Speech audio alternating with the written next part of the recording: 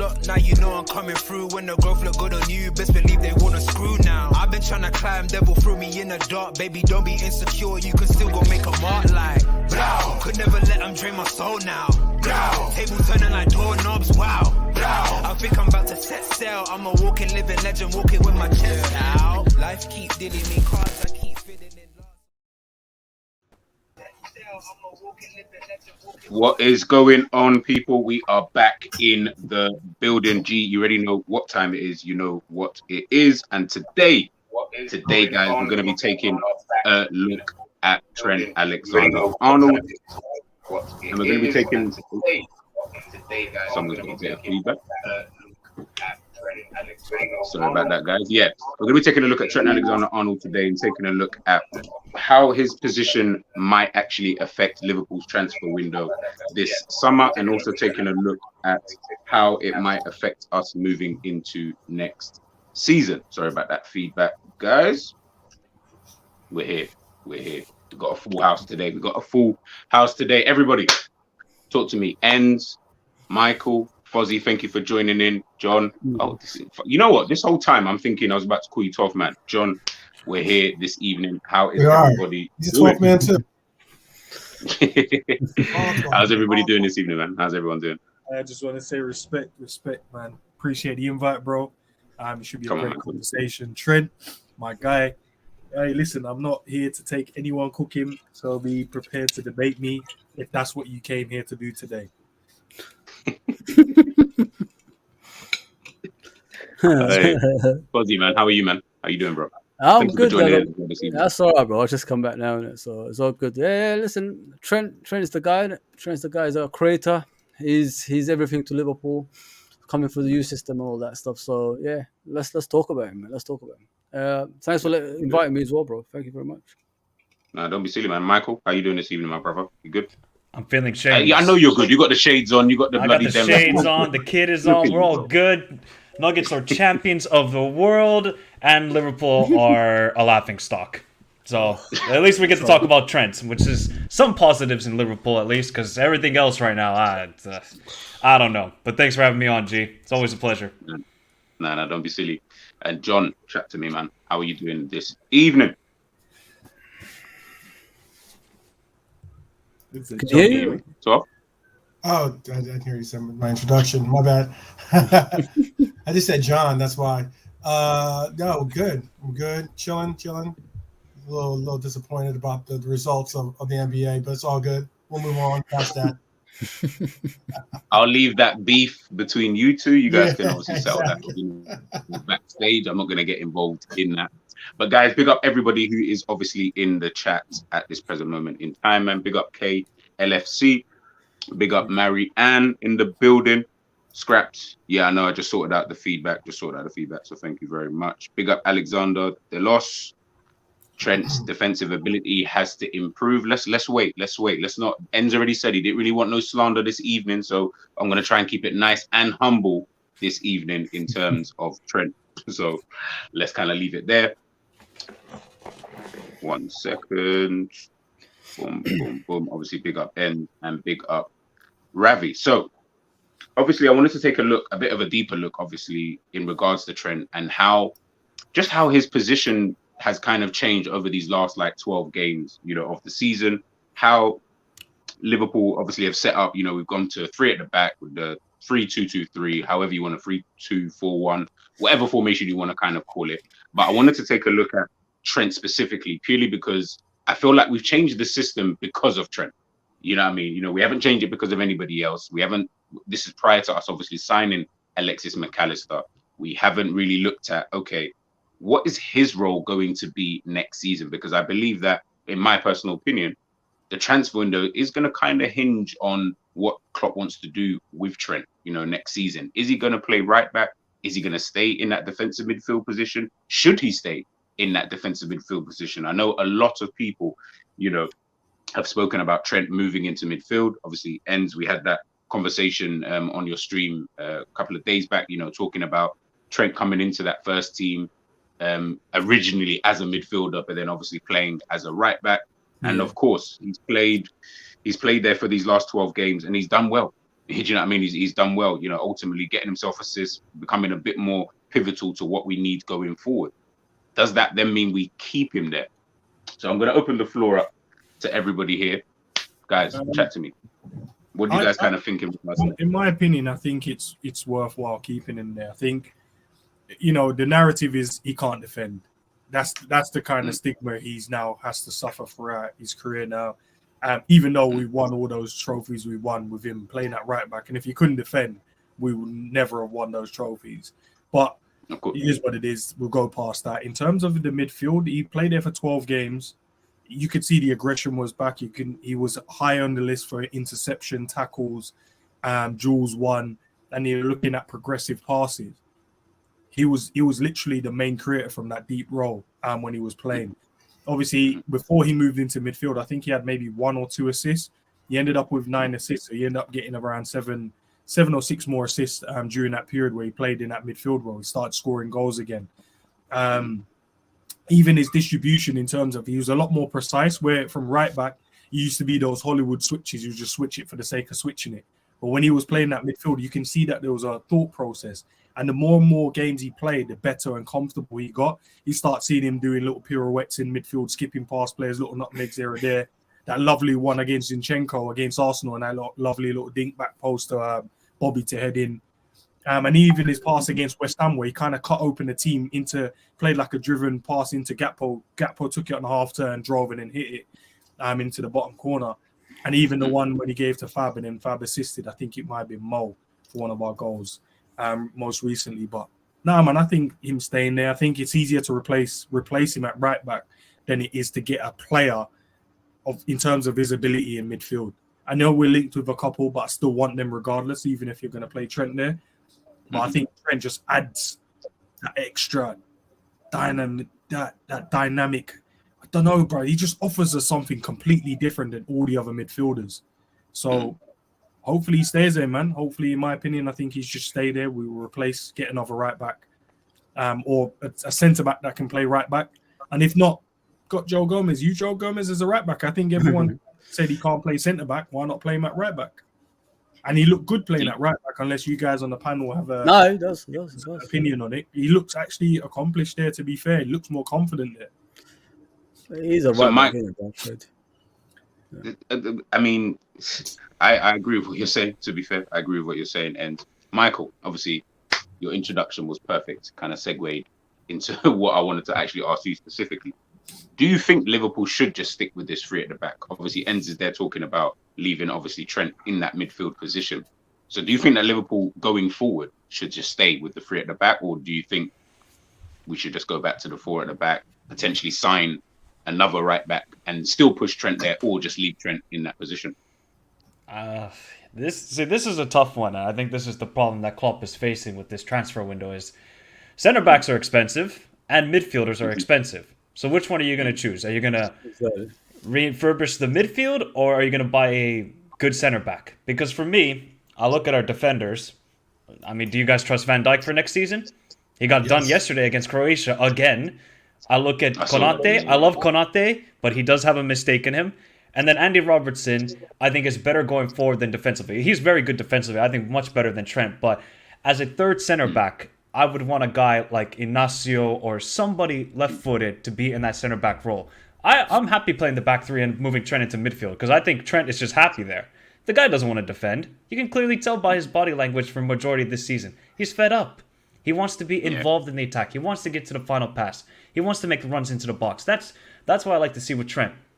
But it looks like to me, when it comes to the transfer window and how we're dealing with our business, is we're just putting all of our eggs into the midfield basket, and we're probably going to move Trent back to right back. Yeah. Now, if that's the case, is he going to be happy with that, going back to that old role that he really didn't fancy anymore? Or is he going to be like, hey, Klopp, why are you moving me away from the midfield where it was working? We were scoring all these goals. Of course, defensively, we have to get better in transition because that's what Achilles heel was for the majority of the later stages of the season. I'm kind of intrigued. I hope he just keeps the back 3. And all, I think it just really was. I think it worked out well. I think through this season, we have seen patches where we were great attacking wise, then we were terrible. We were somewhat good defensively, and then we were just conceding goals for fun. We got to find a good continuity between the two where we can merge it into a good squad. And I think the best we can do is moving Trent to midfield and buying another center back. I know we've been linked to Pavard. I know some people don't actually rate the player. I actually rate it. I think if we could get Pavard, I think it's a great signing in my opinion. A lot of clubs are sleeping on him. 30 million for that guy.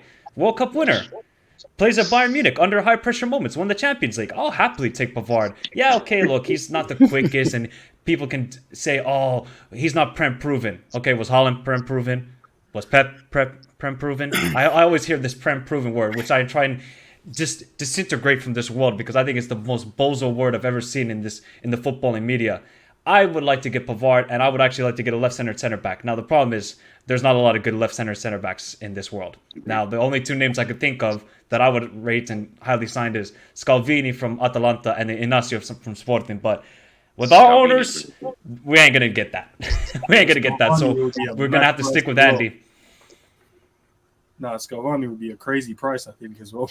Yeah, he'd probably be like 50 million from Atalanta. They'll drive up the price for that. Listen, man, everything you said there, man, I'm totally good, especially with the Scalvini, because I think he's actually one of the players that's on my list of if we could ever sign someone, why not look at someone like him? You know, he can play all across the back three. He can also step into midfield as well. I think that would cover quite a few areas. We know we don't want to spend money as it is. You know, maybe we need to start looking at a bit more versatile but good players. You know, players that can. Didn't you guys discuss? Well, we all discussed Timber. Is that off the cards now completely? It looks like it is. Go on, sorry. Go on. I was just going to say, it looks like it is off the cards. And to be honest, I wouldn't take him. Yeah. I think defensively, he's versatile, yes, but defensively, I don't trust him one bit. Yes, he's very good in possession. He's good in the build-up play. Defensively, he's going to get absolutely rinsed in the Premier League. He's getting rinsed by guys from Sparta Rotterdam and Den Haag and these teams in the Eredivisie. What do you think he's going to do in the Premier League? Oh, it's going to be a nightmare. So I wouldn't go for Timber. I see someone say Colwell. I would love Levi Colwell, but we know that ain't going to happen. No way. We just have to wait and see what the price will be. What Brighton kind of striking. And if it's like 45, then yeah, man, jump on that as well. No, but he's a Chelsea player. Chelsea, yeah, this kid.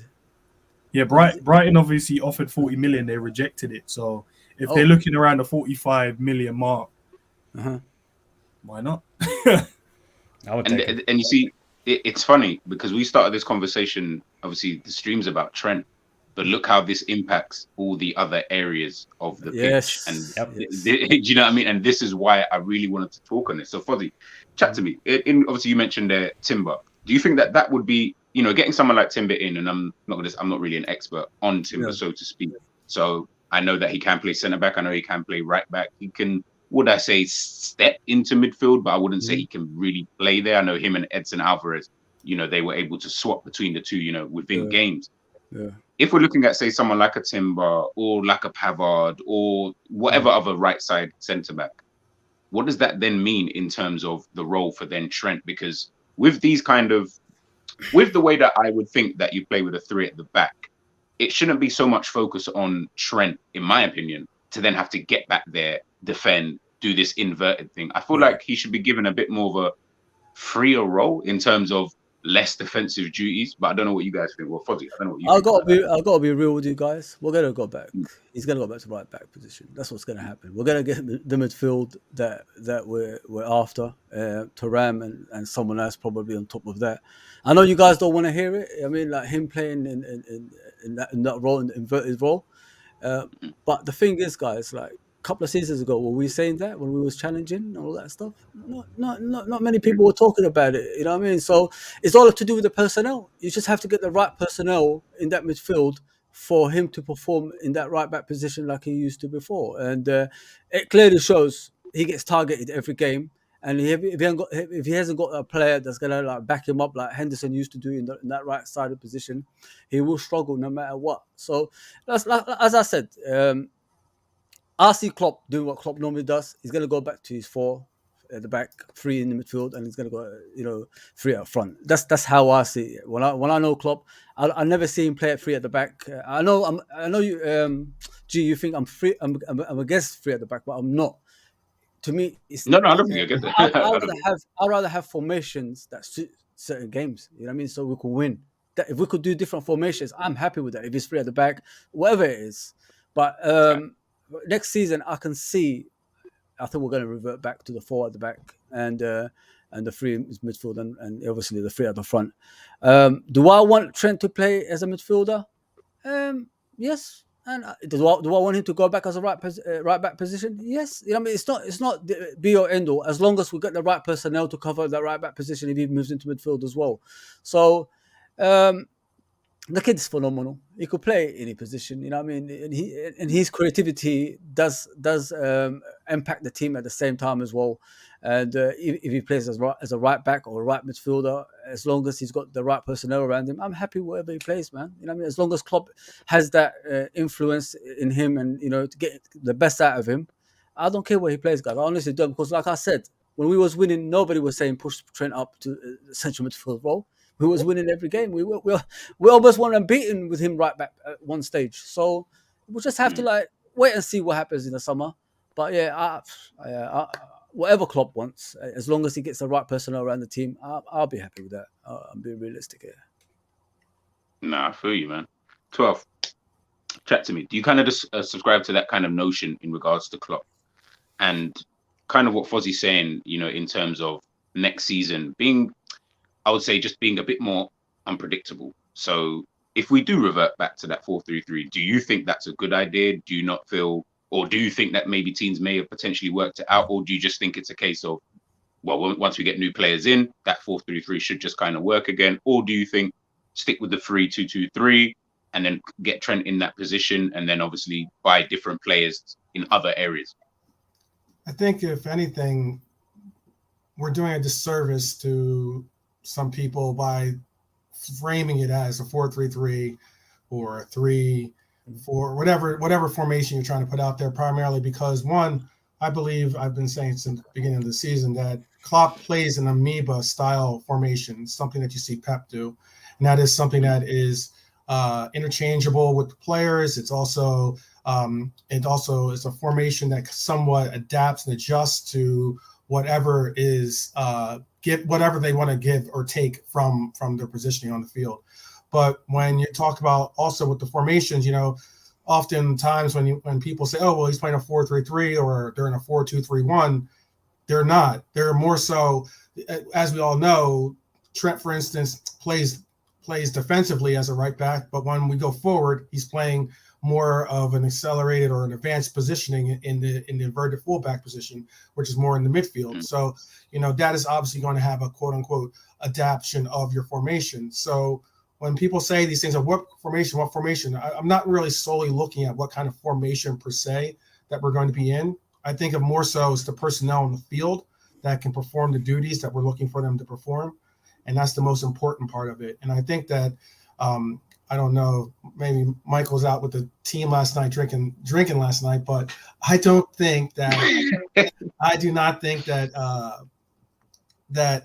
VVD is as washed as he is putting it, because if anything, you know, when Trent did make the transition, we also saw a dramatic increase in the stability of Virgil on our team. We saw it number-wise and with just confidence-wise as to what his role was in the team. And those things are major differences. So, you know, personnel is the biggest thing. How we basically put the personnel on the pitch and where we have them in, knowing their roles and the comfortability with their teammates is the most essential thing.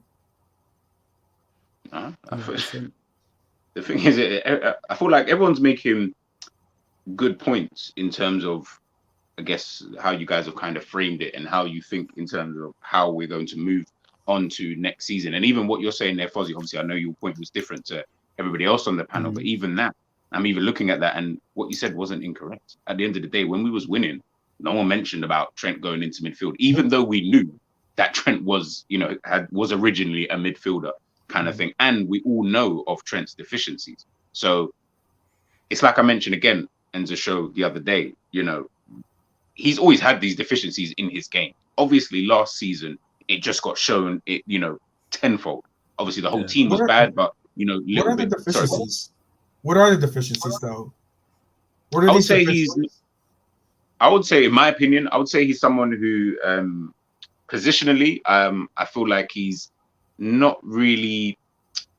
He's not really all there when it comes to Well his equipped, positional awareness on the pitch.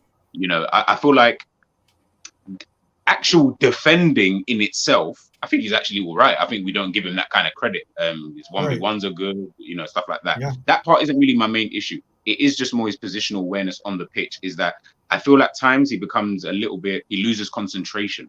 And once you lose that concentration, it can have a major effect purely because of what you mentioned about where he positions himself on the pitch. Because if we are moving forward, he's obviously higher up the pitch. At times, I'm always like, unless it's a thing from Klopp, I mean, it might not even be his fault. So I could be putting the blame on him, and Klopp is actually the one telling him to do certain things. But at times, you can see it in games, and it's not even, I think, from last season. You can see it in games that he loses that concentration, loses his man. You know, he's not in the right place at the right time when he needs to be. And then I feel like that's why that side of the pitch, as well as the fact that he obviously pushes up so high, that side of the pitch is always going to get targeted.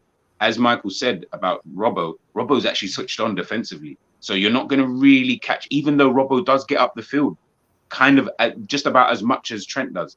He doesn't really get caught out defensively in that kind of sense. But with Trent, he always does. You know, and in my mind, I'm thinking, well, what's the reason for that? And that's just, again, my personal opinion. Why you don't think he's got? I got you. You don't.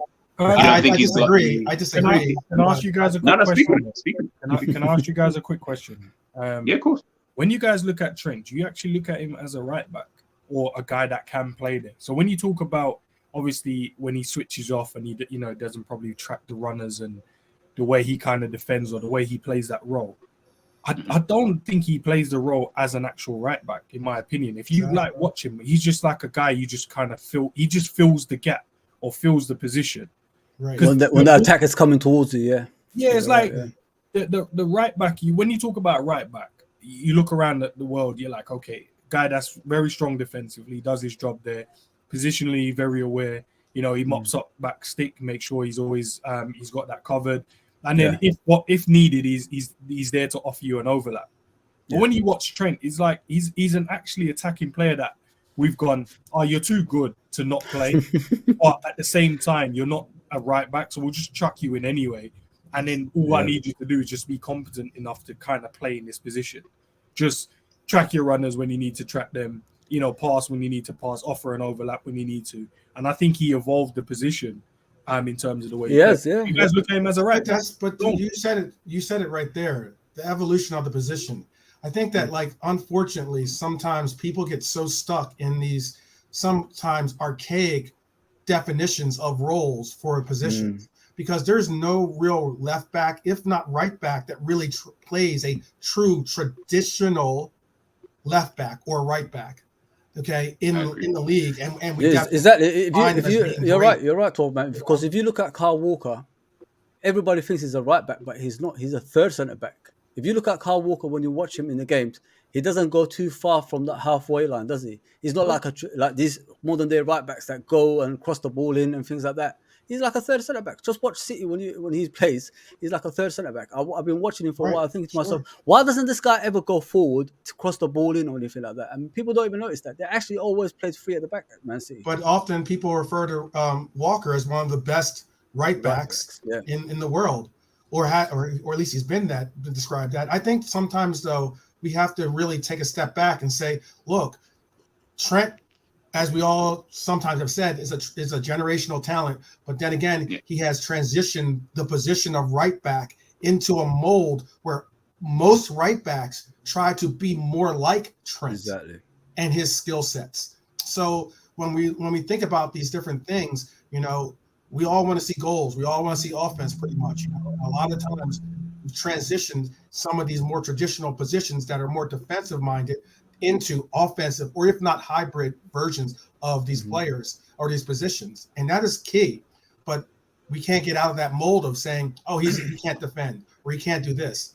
You just said it yourself. He's often in a more advanced position, you know, and often the one caveat that I say too is that you use Robbo in your defense of what you're saying. And I'm saying, in our offense or in our system, most teams, if you look at last year at least, most teams were targeting the right side. Now, just let me land. were targeting the right side, okay, and utilizing that portion of the field to do their build-up play, and then doing diagonals to that open spot that was behind that Trent had created by being advanced. And that's why, yes, they were targeting more so the left side of the field, but it's because they were already built up on and had basically taken the ball back on Robbo's side of the field. Okay, so if Robbo's so defensively acute and more acute than Trent, Robbo's got to do a better job of breaking that down, because most likely, my final point is Trent is almost always guarding or defending the best player of the opposition. Yes, because normally that spot, that player that he's going up against is normally their best, is more so than not going to be their best player, period. And whether it's 2v1, and it takes a lot out of his game to accommodate that. You're right. Yeah. A lot of times we're looking at 2v1s. We're looking at, again, an advanced system, and then we're all trying to weigh that in on saying, oh, the easiest scapegoat, he can't defend. No, don't you guys think we should be careful how we go on about this, because a winning team is a old machine, right? Now we're talking about players individually. Shouldn't it be the team as a whole we should be talking about, like, instead of like talk about where Trent should play? Like when we was winning, it was the whole team. We wasn't like picking out individuals. Don't you guys want to go back to things like that, talking the team as a whole instead of like picking Trent should play here, players should play here? If your watch stopped working, you're gonna have to take it apart and find out what piece isn't, turning right. So I think that's what we're doing at the moment. We're trying to find what piece isn't working. It might be one, it might be two, and then we'll put it all back together, and then it should start running smoothly again. So I get we shouldn't be picking out individual players. I don't like doing it either, bro, because I feel like sometimes we go a bit too hard on the players when sometimes we're not really watching the game. So sometimes when you proper sit down and watch a game, take the emotional side of it out and actually pay attention, you could see that, okay, that he's not doing that because he wants to do that. That's definitely an instruction. And then two, you're like, okay, cool, I can see that he's not even fit. So why do we have him on the pitch? Then you can understand, like, the manager has made a mistake here and it's not the player. But when we do like a player review or whatever, we're like slating the player, you've been shit, you can't do this, you can't do that. But it's a lot more deeper than that. So yeah, man, I think now we have to dissect the team and see what parts we need. To your point. Yeah, big up, bro. Apologies, Z, by the way. No, bro. That I wanted you to save that literally anyway, because the next part I kind of wanted to dive into was, should we be even building a team around Trent? Because obviously, when you look at the team, he's our most creative player. He's like, yes, you could say obviously when we were winning, which was rightly so, Trent and Robbo were kind of doing it together, but it was mostly Trent in terms of that was our outlet ball, that was our most used outlet ball. And then obviously we've seen how him being in the middle of the pitch, why we've done it, what then the results were after that. Big up Quasi in the building. Obviously, I'll kind of pose this to you first because you've obviously just jumped in. Do you think Liverpool should be building the team, would I say, around Trent next season? No, they shouldn't do that. But usually Klopp system is not based on one person. Yes, Trent might be the creator, but we could also say, can you build it around Salah? The system was Bobby, right? Klopp's system was Bobby. I've seen, I think Jamie has always said that he thinks it's Virgil because of how he could switch the play while the game is going on. So I think the manager, his system is based in the midfield. If the midfield are doing what they're supposed to do, everybody's job gets easier. We didn't know Trent could cross like that until he went to Germany against Hoffenheim and he started sending in some bombs. Everybody was like, a free kick, I remember. Yeah, everybody was like, who's this kid? I was definitely like, right, I didn't know he had this in his locker. Yeah, you see what I'm saying? Right. And then remember yesterday I also mentioned, he didn't even want Robo to start. He had Alberto Moreno starting all the time. And then when he put Robo on that side, we realized that Robo could also do the other side of what Trent is doing. So it became something that it just kind of fell on his lap, and then he mastered it off. And then he kind of built this whole thing about the fullbacks being the creator by sending just send the balls in, just send the balls in. Now moving forward, I think if the midfield can create and score, it won't matter what Trent does. Then Trent can even chill and sit back a little bit more. Now, the issue what we need to talk about is how high the line is going to be. Mm-hmm. Because, I was listening a little bit, and 12-man made an assessment on Virgil where he said when Trent started doing the inverted, Virgil was getting better. And the reason why is because the line was not so high, because they had to sit back, since there was basically two people defending the back with Robo ever since. So when the line is a little bit back, we play better. The high line was good when Virgil was at his peak. And I think if he brings the line back a little bit, then Trent could also bomb forward and go forward and then come back, whether he plays inverted or going on the outside. Now, remember, the inverted thing is not a new thing. Trent used to go on the outside. And then I think it was last year, he was going inside of Salah. Now, this inverted thing that everybody say he copied Pep, because Pep is always the one who creates everything, and then, and then Klopp will copy him. This time he said, okay, you could sit back and kind of play the 6 and then, kind of dictate the play, which I think suit him more, because then he can move wherever he wants as long as we have somebody covering him, which we've seen that Henderson can do that. We've seen that Elliott also can do that. And then that makes Konate very exposed, which G has been calling him the Bozo gene.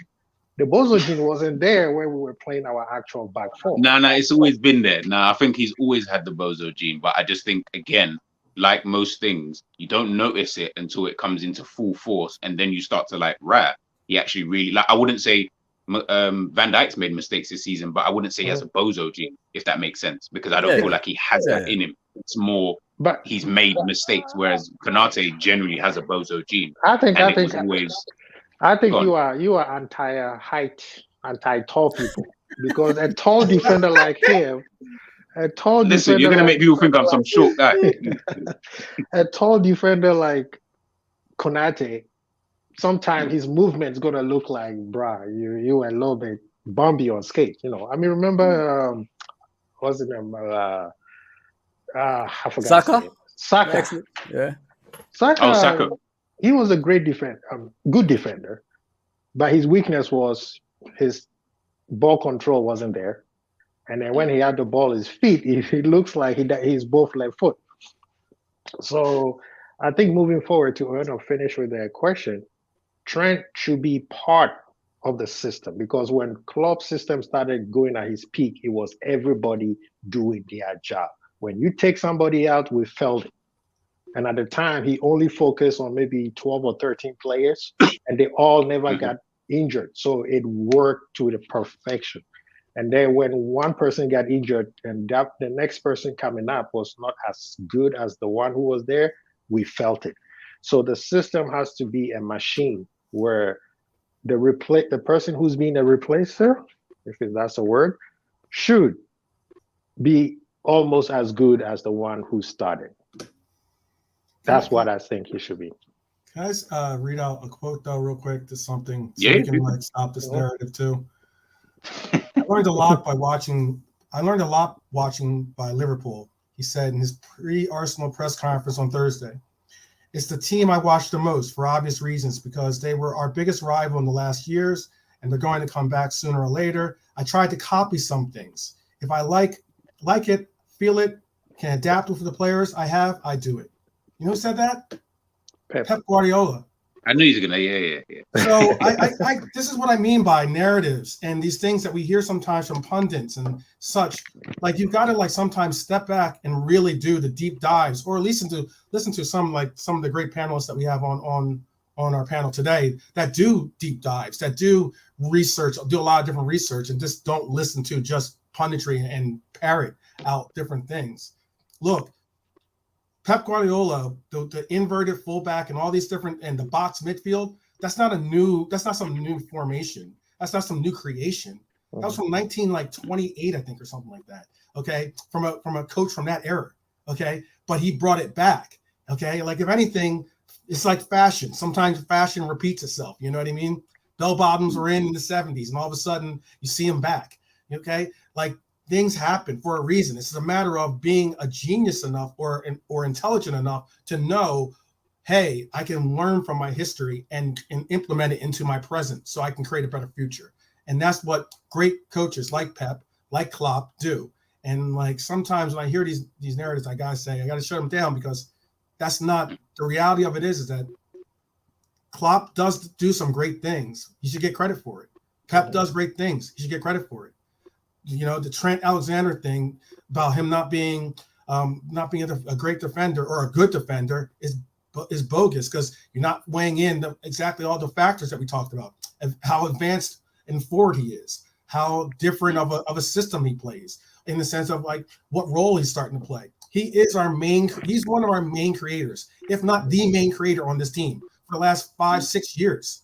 You know, like give the guy some credit here to understand why his excellence in every, aspect doesn't always just shine so brightly, but doesn't mean he's not a great player. Now, listen, I'm not even going to disagree with you on that part. I don't think anyone, I'm assuming no one here on the panel is even going to disagree with that. I don't think it's really that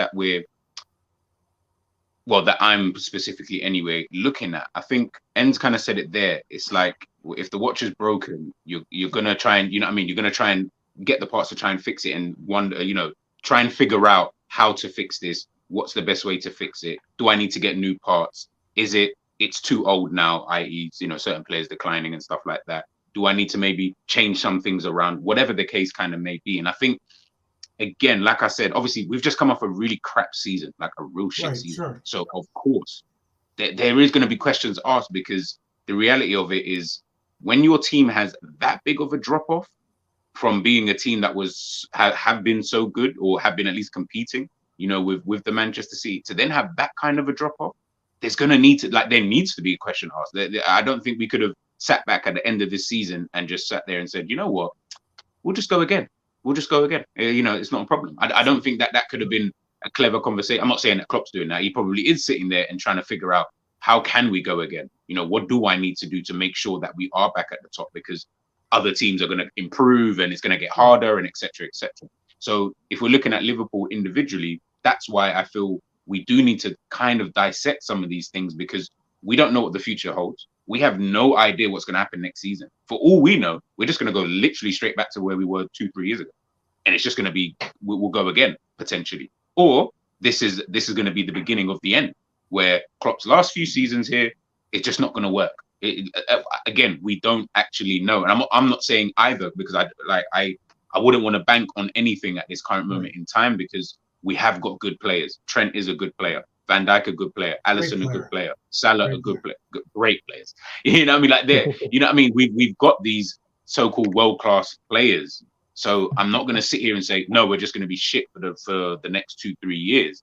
But at the same time, there are problems here, and these problems they've slowly crept in.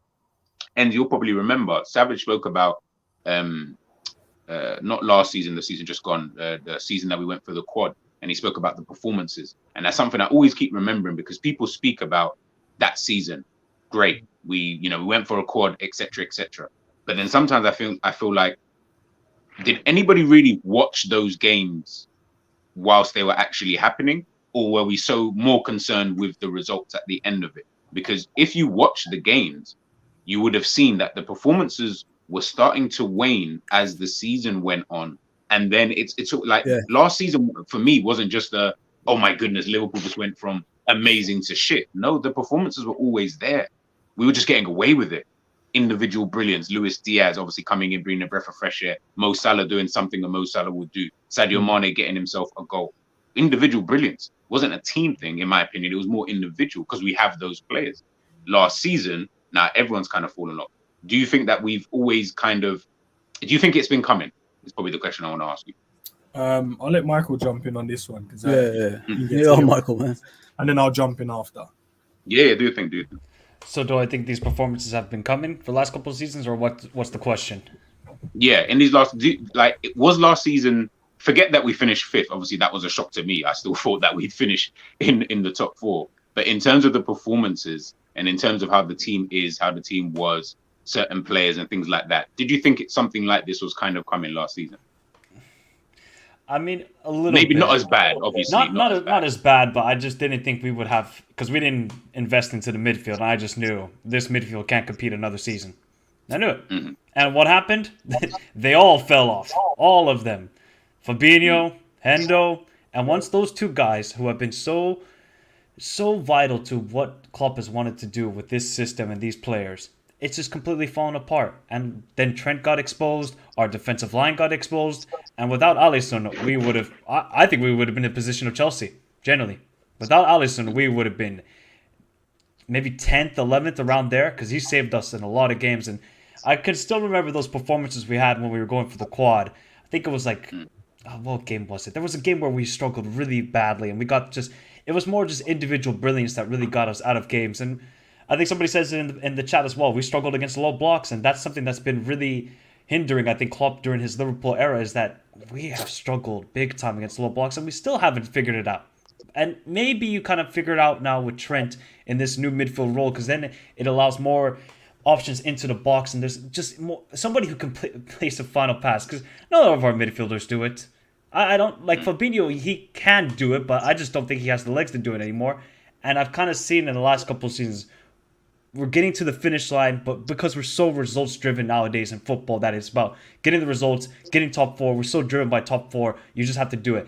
Now, I think because we had such a poor season, I think there was a real kind of look back and saying, okay, we have to change on how we play and how we approach games.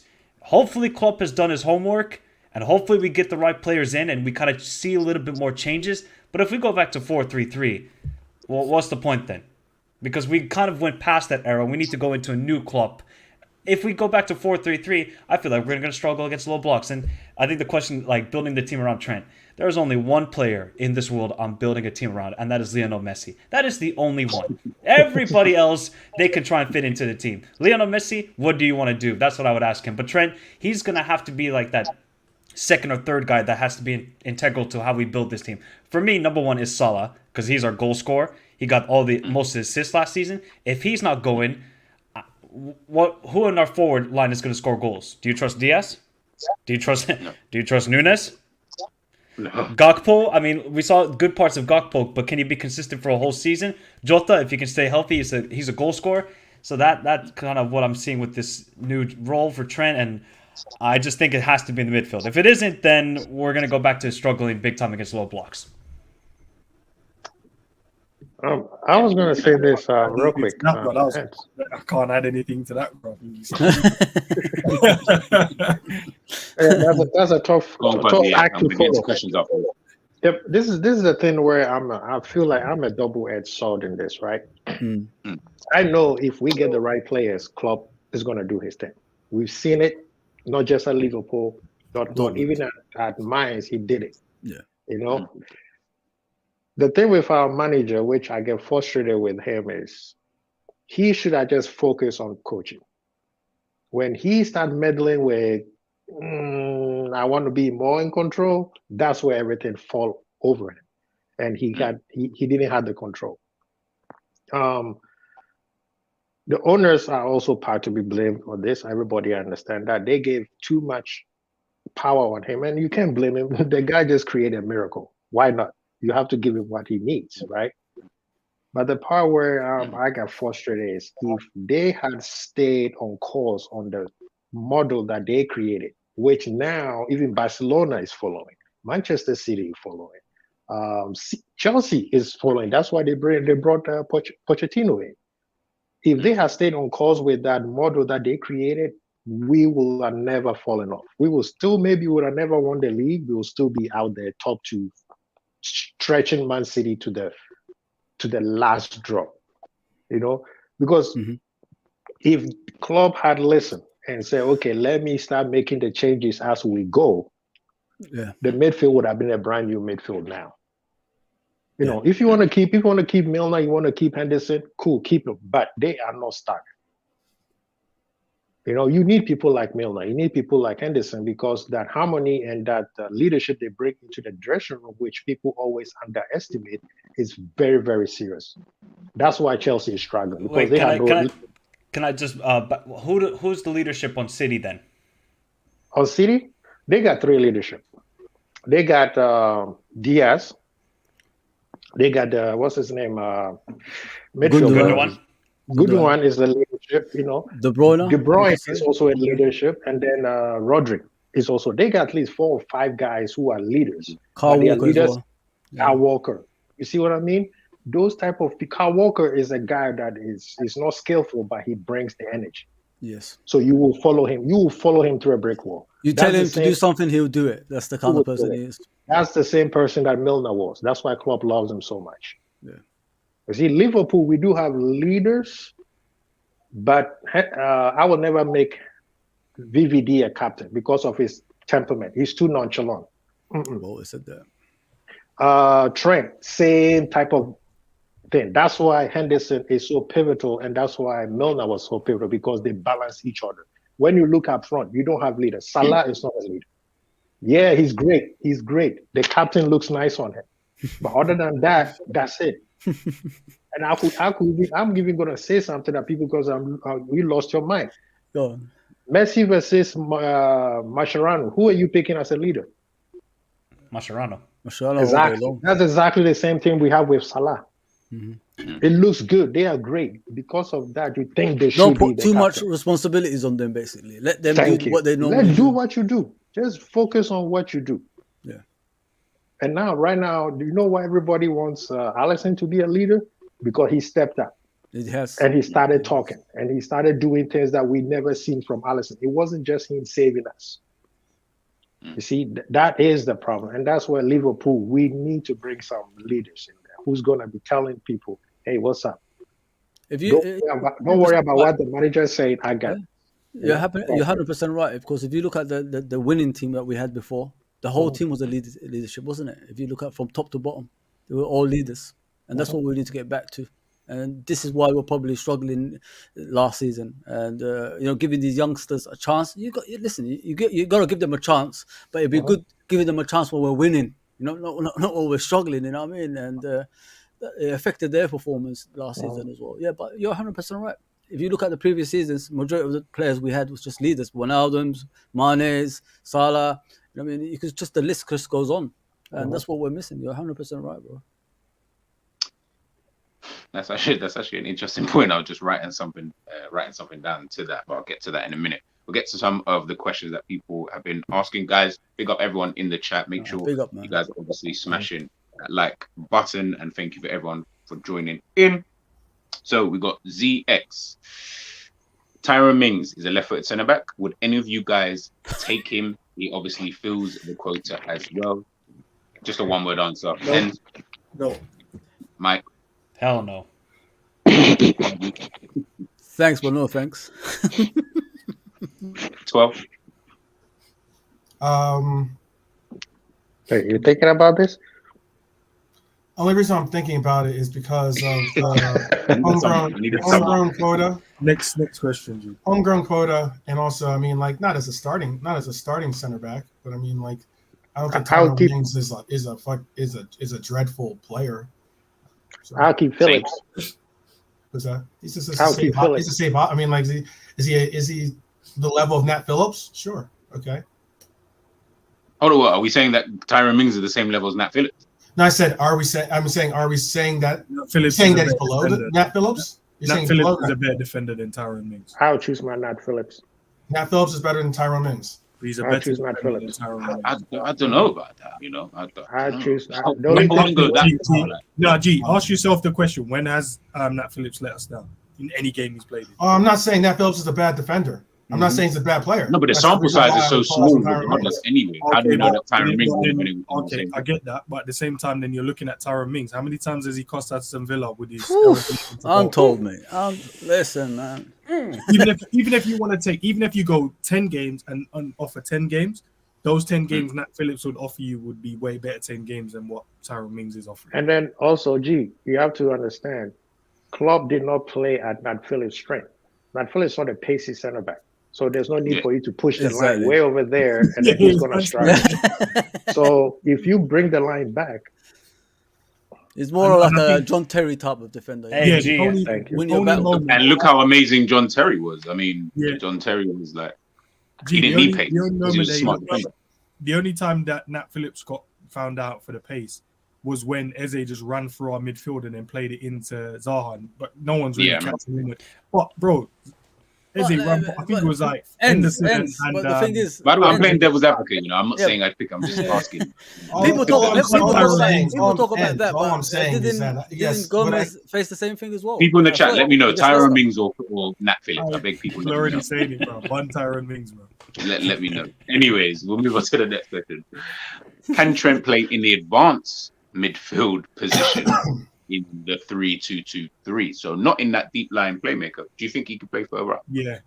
Do you know what I wanted to? Because I feel we have midfielders like a McAllister now, Thiago. They're going to be the ones offering up for those passes. So we put Trent in a more forward. I think with McAllister and then Thiago, they have got imaginative passes, but I think Trent, he plays the game as if it's a computer game. So there's certain passes he will do as if he's just playing around in the playground. Like if I just chip it or scoop it around the corner, and my man run onto it and then score. That's the way he plays. Where Thiago will be like, nah, let me just put some pace on this, fire that round to my guy. He will have that to his feet. I'll pop the 1-2 here, go back to my centre back, go to the. That's the type of player, and I think Trent will be more useful in the more advanced role. What is it, like a number 8 role you guys talking about, or wing role? The Henderson role, effectively the Henderson. Of course he can, man. Oh, the Henderson. His shooting is better as well, bro. Like Trent has a very good shot on him. Yep. Just cross from deep, things like that. Through balls from deep. Why not, man? Bro, and his part, get him inside that box, bro. Better tackling for everyone. I'm telling you, everyone's getting that tackling. The thing is, and again, this is why I had to do this show. We're talking about if you move Trent in that position, what does that then mean? If we moved him into that position, who's playing in the two deep positions then? Thiago, McAllister, Fab, Henderson. Take your pick, bro. But have we not got Fab to play? Fab. Have we not got McAllister again? Have we not got McAllister to play in that left Curtis Jones position? Beautiful thing about McAllister, he can play 8 and 6 and 10, bro. Yes, sir. No. Where would you play him? He's not going to play. He's not going to play 8, 6, and 10. Yeah, where would you play? Cool. If you're talking about if we don't get any more signings, then he'll go in the other 8. If we do get more signings, then if we don't get any more, he'll go in the 6. If we get more, then I'll play him in the 8. Who's that, McAllister? Yeah. Okay. Wow. Oh yeah, there you go, John. John the second, big up, bro. He says, I'll be honest. McAllister, Bachatek, I will put him on a 6. On a 6, I want a destroyer who is just gonna just kill everything that comes in. Those two guys have energy to go forward, which is something that Trent can do. Trent is not a 6. People think just because he plays defense, he can also play a 6. Being a 6, you have to be very. It's a whole different type of thing, right? But that's what he's playing now, though. No, he's more of a he's a free roaming whatever he's doing. He's on the right, on the left. I don't know. But for us to be able to be back to where we were, Fab was at his peak, right? And he was solid defensively and going forward. And then you had a guy like Genie who can do anything. So Trent is more like Genie with more skill. Now, the one thing that Trent needs to work on is off the ball pass, like Yaya Toure. Because if he do that, because a lot of times when he takes off and he has the ball, he has to stop first before he passes, which slows the game down. Doing a disservice there, Kwasi, because I've seen him hit passes on the run, bro. Remember, we talked about this in one of the games. One of the games we were watching, we were like, Trent, if that pass had left your foot, it would have been a goal. But listen, what I don't want to do though, Kwasi, I don't want to call out the man then, but I don't want to do the small sample size, man. No. One game, because I can tell you 2 games where I've seen my man hit them on the move. But I'm saying, this is what I'm saying. He volleyed it past the goalkeeper. This is exactly the debate we had. The thing is, we're trying to put him there where he's great. Not he's good at this, he's great at that. And no. You have to be great. Just like when we move him from midfield, and this guy just became good, very great. Actually, he's great in the right back. That whole defense thing, there's not that many. He played against Ronaldo, and he shot Ronaldo down in the Champions League final. That whole thing, the whole thing that he was burned by Grealish, that's BS. Grealish never passed him like how people expected that he got exposed. The ones that he get exposed is when he goes all the way forward and he doesn't track back fast enough. That has been his issue. And then, of course, he tends to, Is that his fault though, Kwasi, or is that more the No, manager? that one is a system. That's the system issue. Yeah, 100%. That is a system issue. Klopp said himself, I want you to go over there. But without midfield, if we get the right people, the machine who can run, but we still need a Coutinho type for those games that we can break the defenders down. Yes, Thiago is the passer. It's not just like breaking the defenders down, guys. It's keeping possession better. You know what I mean? Because when we lose the ball, this is why we can see silly goals. So if we could bring that up on midfielders next season, I think we'll be all right. Well, we do have him. He just keeps getting injured, bro. I ain't trusting that guy anymore. You can't trust him no more, ends, please, man. Bro, that NHS bill is in the millions now. Michael, let me ask you a quick question then. All right, if he obviously he's now had that surgery on his hip, right? But that's the one that's been kind of plaguing him, and obviously with a hip injury causes other things to go on in your body, stresses all over. That's why he kept picking up these crazy muscle injuries. Now he's had that surgery, and he has the time to go and rest. No, don't give me any hope. I've already moved on from Thiago. I'll see Thiago play for Inter Miami, and he's next to Messi. That's where I see him playing next. In all honesty, the guy has. What do you want me to say with Thiago? He's injured, 6 weeks. Shows up for 2 games, injured for 6 weeks. If I was in control of Liverpool transfers, I would move him on.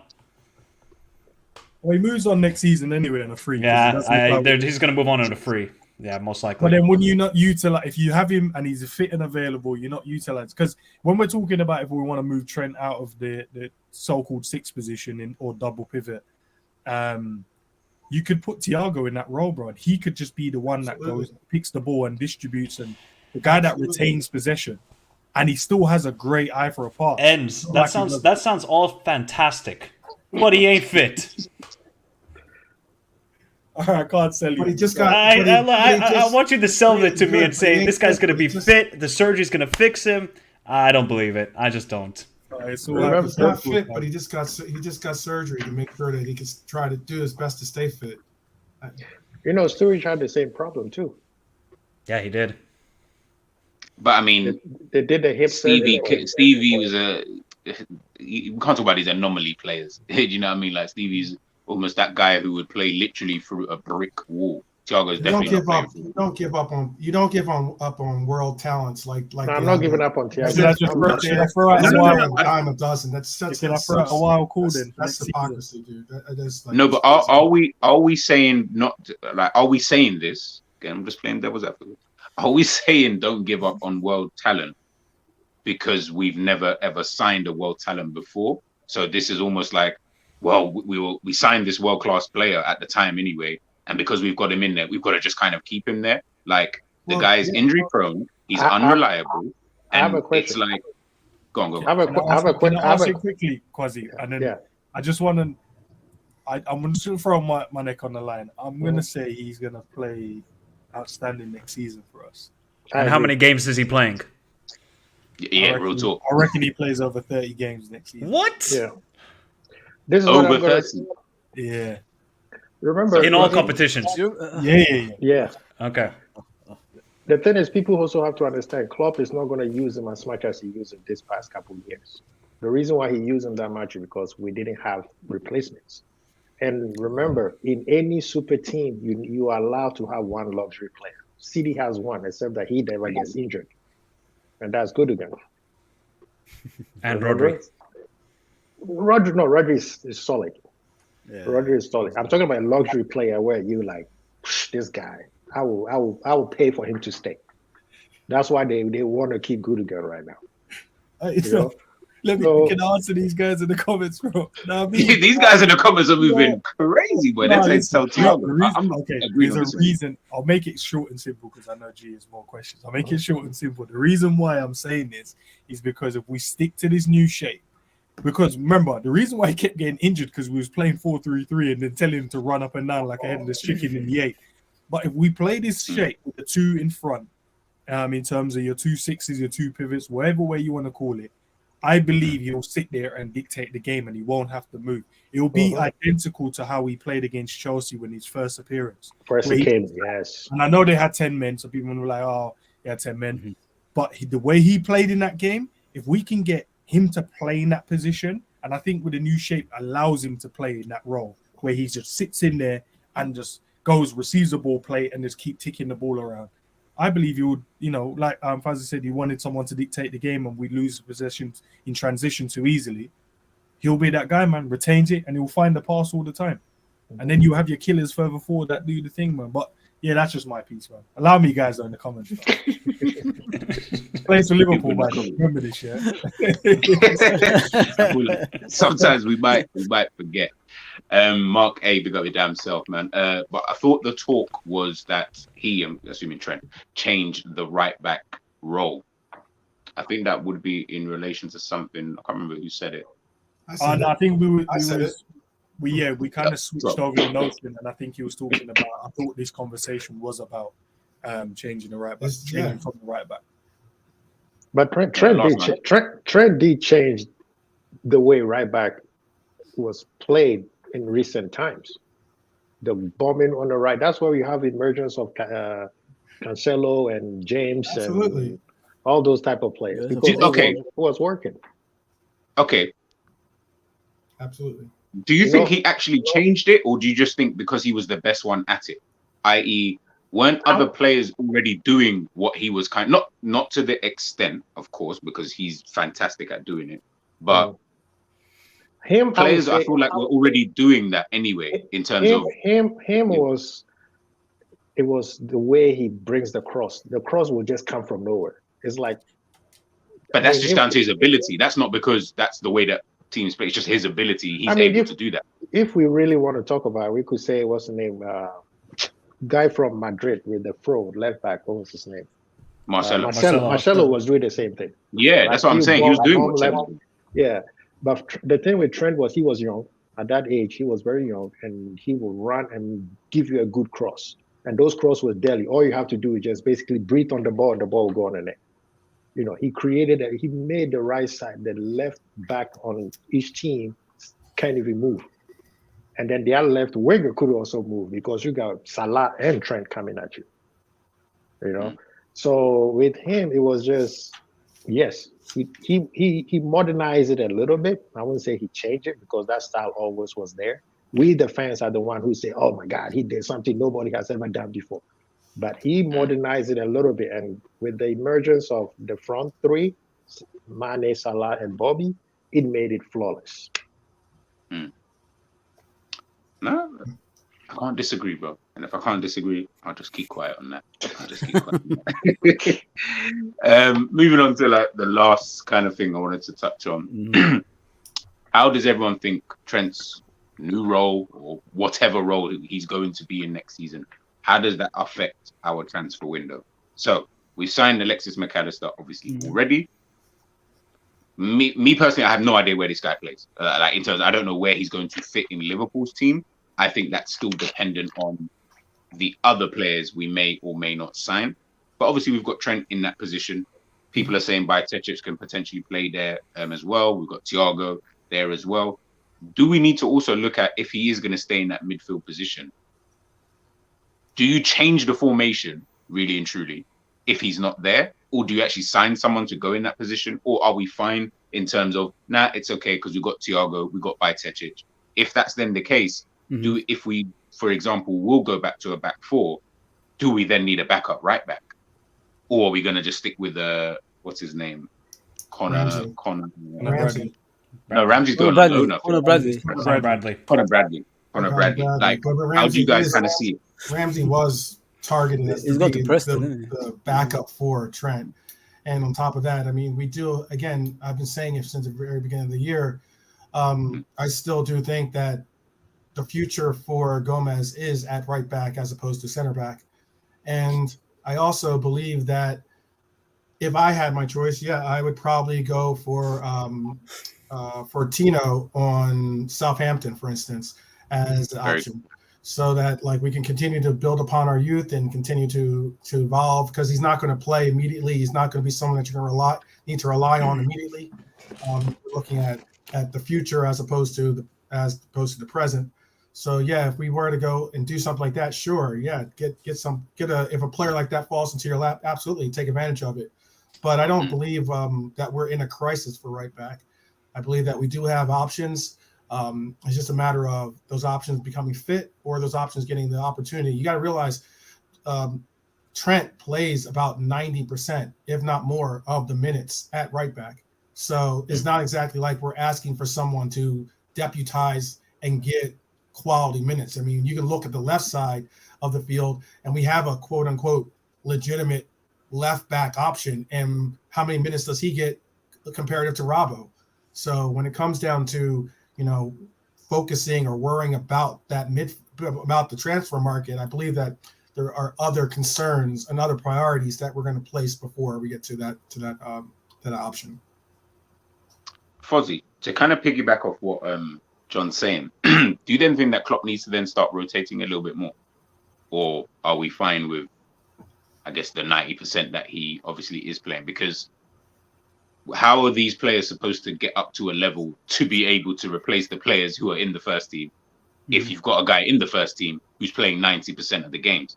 If you're only getting 10% of the games, you're never, ever going to be up to a level to be able to come in and to even be an option. And then is that not then going to affect the type of player that you then sign? I.e., let's just use Timber, for example, because he's a lot younger than Pavard.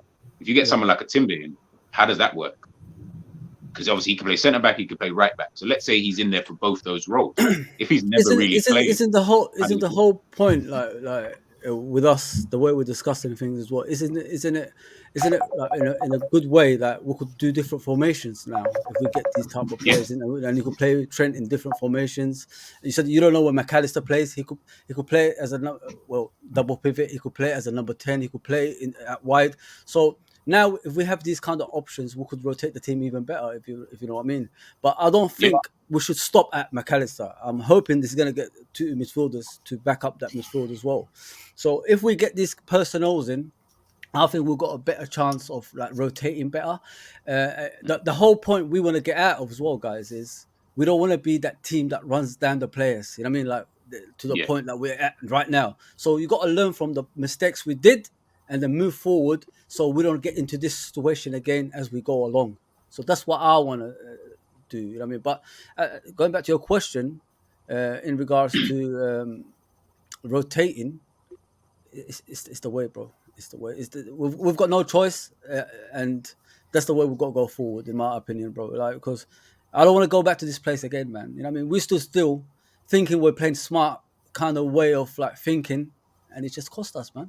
You know what I mean? So just go forward, rotate the players. You get the players at your disposal that's going to benefit the team and play in the games. Like what I want to do next season. Like I said to you, I don't mind this three at the back. I know you thought like I hated it and all that stuff. It's not because we haven't won it with Roy Evans and all that stuff in the past. We invented it, I said, and all that. But if we could like accommodate like certain games, like if we know the team is deep line defending, we could change to that and get some crosses in the box, rotate players around the pitch, put like a left-footed in the wing of the left side or on the right side on the right footer, things like that. Just if we could do things like that, I think we'll be more of a threat to teams that deep line defend than previous season, which Klopp always struggles with as well. But yeah, that's how I see it. The rotation is the way, man. It's got to be like that. Otherwise, we're going to end up where we are right now. I guess the question really is Klopp going to do that? Quasi. That's the question. Yeah, exactly. If Trent was to stay in midfield and we only signed one more midfielder, would you be happy? And big up Enzi. He sent me this question earlier on, man. No. No, it can't be. How? It can't be. We need more players. We need more players. But before you dive into that, So let's say we obviously got Trent there. We've got McAllister. Let's say we do sign this one midfielder, whatever name you want. Yeah. So you got the one midfielder. We'll just say Kefren Turin for the sake of argument. You've got Mhm. McAllister. You've got Trent Alexander-Arnold. You've got Thiago. You've got Bajcetic. You've got Henderson. You've got Fabinho. You've got Curtis Jones. That's 8 already. Harvey Elliott. You forgot Harvey as well, Elliott. yeah. That's 9 players that I've just named, and we ain't got a clue what's happening with Tyler Morton. So let's say technically at the beginning of pre-season, if he is to get Kefren Turin in, he will actually have 10 midfielders there. Are you still telling me you're not happy? Okay, so this is how I broke mine down. Go on. Curtis, Tyler Morton, and Bajcetic. Those are the 3 youngest. So that means they're going to be playing a lot of Europa, a lot of cup games, and some league games, right? And then you have the 3 old Henderson, Thiago, and Fat. Those are the senior players. So those guys, he will have to manage them very properly, especially Henderson and Thiago. And then now you need 3. Because I don't think Elliott is going to be staying there. Elliott is probably going to be moved to the right and deputize Salah, or he's going to bring somebody else in. So that means the 3 left will be 3 new players. We already got McAllister, and then you said Thuram. So that means we still need 1 more. Yeah. Now, the thing is, we have to also remember we are in, 4 competitions? Yeah. Right? Yeah, we are. We are in 4 competitions. He can't do the same thing he did this past year. If we're not going to win, at least get us to the semifinals. You see what I mean? So I think that this year, his management of the team is going to be apparent because of the Europa, the Thursday, Sunday situation. No more 12:30 kickoffs. Exactly. So I'm pretty sure he's gonna play a lot of young players during the group stages. But I know his main focus, he's gonna mix it up. But it's gonna be Kelleher, and I'll probably see Adrian probably get a game. Those type of players get to the playoff stage or knockout stage, and then it becomes more of the seniors as you go. Salah is not going to be playing that much games, and I hope Klopp put his foot down. Overplaying Salah is too much. It affects the rest of the team because when it's time we need him, he's burnt out. Yeah, Salah needs to focus on the league. Now, when we get to latter stages of the cup games, by all means, throw him in there. But Trent needs to stay where he is, right back, and give him that free roll of the half of the field where he could go inverted or outside. The most important thing is, unfortunately, Quasi, you got to consider. Go on, Tor. Oh no, my fault. I was going to say, go on, bro. You got to realize though that Mo is going to be going to AFCON. Mo also is going to have to. I think I was listening to the games or the matches that we're going to be that he's going to be missing. And for instance, one of the matches I believe he's missing is like us versus Arsenal. I mean, there's some very important matches that he's going to be missing. So I believe in total is 4 matches at least that he's going to be missing because of AFCON. If anything, I think you're going to see Klopp utilize him as much as he can, especially before the AFCON, because I mean, there's no point. No, I agree that, but that's the whole reason why you've let him focus, because he could get injured. Mo is not younger anymore. No, body changes, isn't it? Yeah. I don't care how fit he is. Yeah, I get that, but I'm just saying. Knock on wood, Mo definitely has a propensity to stay the most fit of all our players in a system that often people always talk about how the system breaks down players. Mo for as we can see when he takes his shirt off is immense healthy position. So can you just focus on the football? Takes care of his body. Takes care of his body pretty well. But you see, this is the part where sometimes as a fitness trainer, I can tell that a lot of times it's just an illusion. Just because he's fit doesn't mean he's not fatigued. Okay. And it's that brain, when you are fatigued, the brain also gets getting fatigued. And then that's why he's missing penalties that we be like, bro, you missed a penalty kick. When is most consistent penalty kicks? And that is where I say club management of the players, he has to put his foot down and say, you know what? I don't care. You burn out. I'm not forcing you. I don't care if you need consistency. No. You're going to go to AFCON. You're going to be playing that temperature, that humid temperature. Is going to burn him down extra. You see what I mean? So the management of Mo is going to be apparent. The management of the VVD is going to also be important. And the management of Thiago. The young guys, let them run as much as they want. They got all the energy in the world. Yes, let them burn it out. G, I got a question for you. With these new midfielders that we're trying to go for, what does that indicate to you for Trent's new role? Is he going to go back to right back, or is he going to still play in the more of the 8-6 role? I think it depends on how many of those we get. So if we because we got McAllister, what if we get Thuram and another midfielder? I have a feeling he'll go back to 3 to 4 at the back. I feel like he'd put Trent back at right back.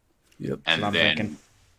And then let's say Thuram or Kone at this playing in the 6 or McAllister, whichever anyone wants. But G and Michael, don't you guys think it'd be great? Like if we get these players in, the whole focus won't be on Trent anymore. They could be in, like McAllister probably can create chances. Thuram, we could see he's a runner with the ball and he could do more than like the other midfielders we got.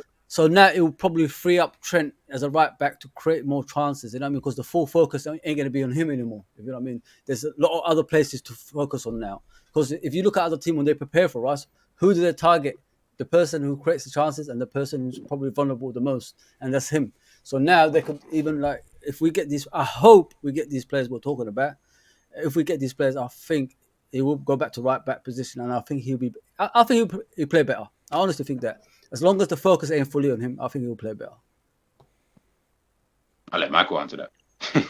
I fully agree. I think if we get 3 midfielders, we already got one, then I do believe he'll go back to right back. And the only question I have is then because we saw back in the day where Hendel was covering the right fielded side for the defense. Yeah. Who's going to do that work then amongst these new midfielders?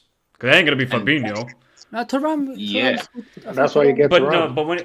Because I've watched Thuram a little bit, he doesn't really play on the right side of the midfield. He only plays on the left side. And if you look at McAllister as well, he's mostly on the left side of the midfield. So who's going to play on the right then? Because if I dare see Jordan Henderson on the starting lineup against who do we have the first match day? Chelsea. Chelsea. If I see him rocking up, going into that line, waiting for the Premier League anthem to play, I'm going to lose it. Michael, I'm actually going to lose it. You know, like what Klopp does? He does transition players, doesn't he? Look at Wijnaldum. He was a winger, wasn't he? As number 10. But and he became a there's this love affection that he has with Henderson. I can't understand it. If he cannot get away from this love affection with Jordan Henderson. He can simply not do it. He's going to have to learn the hard way until this guy really just burns out. Generally, because Fozzie, who do you think who's going to play on the right side of the midfield from these new signings? I think he's going to bring somebody. Yeah, I think if it's not Thuram, it's going to be someone else. But we've not been linked, in my opinion, with any right-sided central midfielder who I would look at and be like, this is the guy that I want covering Trent. Szoboszlai, for example, Gabby Vega's not a defensive player. He's the guy that you need in the further forward up the pitch. He's the if you sign someone like excuse me, if you sign someone like a Gabby Vega, he's the goal scorer. He's the one who gets you the goal, not McAllister. Not like it's going to be him because he's the actual goal scorer. If you get a Szoboszlai, he can do both. He's defensively okay, but again, he's more of a player that will more likely get you goals. If we're talking like, you're not going to find many Hendersons. You know what? One player that I did not want, but probably would have made sense, probably would have been Mason Mount in that position, because I can't think of another player in that position who's going to do the work that we need that Jordan Henderson was doing if we're going to go back to Trent playing at right back. Listen, if we just get to Ram, I think he will transition him to that. I honestly think he will do. He did that with Wijnaldum. He did with other players as well. I think he could do that. But why is it we always have to trend like? Why can you not? No, I know, and this is he did the same thing. This is the question, and this is the thing. Why don't you just sign someone who can actually play there? Why do you have to sign someone to like? For me, it never really makes sense why you would go out of your way. Like even Wijnaldum, we can all sit here in hindsight and tell everybody, yeah, well, he changed them into this, that, and the other. I mean, I saw Wijnaldum play excellently for Holland, playing in a position that he actually wanted to play. Obviously, he also played very well for Liverpool up to a certain point, kind of thing. But when we're looking at Liverpool as a whole and Klopp as a whole, why is it you have to sign players and get players and change them? Why is it you can't just, you got Elliott who's a right winger, but decided maybe right central midfield might be a position for him. Curtis Jones was a left winger slash number 10. How about this? How about the catchphrase that everyone likes to use? Maybe Klopp has ambition. Maybe Klopp has the ambition to think he can. In what sense, though? That he can, also another buzzword for everyone, that he can develop a player and develop into a better version of oneself, or bring out something that they didn't even know they had within them. Wow, that's what great coaches do. That's what great coaches do. You know what? I think great coaches just buy the right players. That's what I would. No, yeah. If you're a great coach like Pep and you have all the resources in the world, sure, you buy players because you can sit them on the bench, $50 million players, $100 million players on the bench. And no. But okay. So we need to stop. But if you have a player like Klopp, he can utilize a player that says you've got a lot of skill sets, and here's something that our team is needing. If you have the proper skill sets, that I don't have to change you. Cool. But if you are a versatile and an amazing player in itself, world class in some sense, or potential to be world class, I should say. And Klopp can bring that out, and Klopp has at least enough eye talent to know that he can do that. This statement here, this just before you go, Fozzie, this is what I'm talking about. They're not going out City and signing world class players left, right, and center. They signed a Kanji. Kanji cost like 15 million. Yep. Are we really sitting here and saying we really can't find other, like, I feel like that is always an excuse that we use with Pep and the money thing, as if Pep is doing what PSG are doing, which is signing Messi, Neymar, Mbappe, Cavani. Before you go down that route, will we all definitely say that if you're a world-class player, and I'm not saying he is, but if you're a world-class player, chances are you're worth what, 80, 100 million on the market, you would say? Most world-class players should bring about 100 million, correct? Should. I mean, world-class players normally bring a higher price tag on them. So if they do, and these players that Guardiola, is bringing in, are in that range, like a Grealish. I don't think Grealish is world-class per se, but but for you to say he's $100 million player for a reason, I get someone might say, because of the English tax, but all the same, he's still $100 million player. That's what you would pay for a world-class player, would you not? So let's get context behind it before we start saying that Pep doesn't have the options to bring in, or the immense options of a endless piggy bank to draw from when he wants to go and say, I'm going to go get what what's Holland's backup? Alvarez. Okay. Alvarez, right? So you can get to the point where you can go and get an Alvarez and sit him on the bench. Yeah, but how much did Alvarez cost from River Plate? What's that? How much did Alvarez cost from River Plate? I don't know his price. It was about 17 million, wasn't it? 17 million. That's just called good scouting, and then you go with the best manager in the world, in my opinion, in Pep Guardiola, and then he elevates you to another level. But then you're about to draw an ends who says that players don't come to teams because of coaches. Look, I get a lot of different narratives that we all want to spin, but realistically, Pep has the resources, endless resources that Jurgen Klopp does not have. That's all. That's the main portion important. No. Okay. So when we're trying to debate or trying to put two people on the same scale, one's got their thumb on the scale and the other one doesn't, and that's not a fair debate. I don't think anyone's downgrading Klopp. I don't know. No. I'm not sitting here and saying that I know he's got the money. Like he has got the money. The narrative I don't like is that we act as if he goes out there and signs a bunch of just 80 million, 90 million, 100. He doesn't go out and do that. He actually will go out and exactly. He's not going out and we'll go out and spend whatever on Van Dijk, whatever on an Alisson, whatever on a Naby Keita, whatever on a how much is Fabinho. Like that's spending quite a bit of money, and it's obviously a lot of money for us.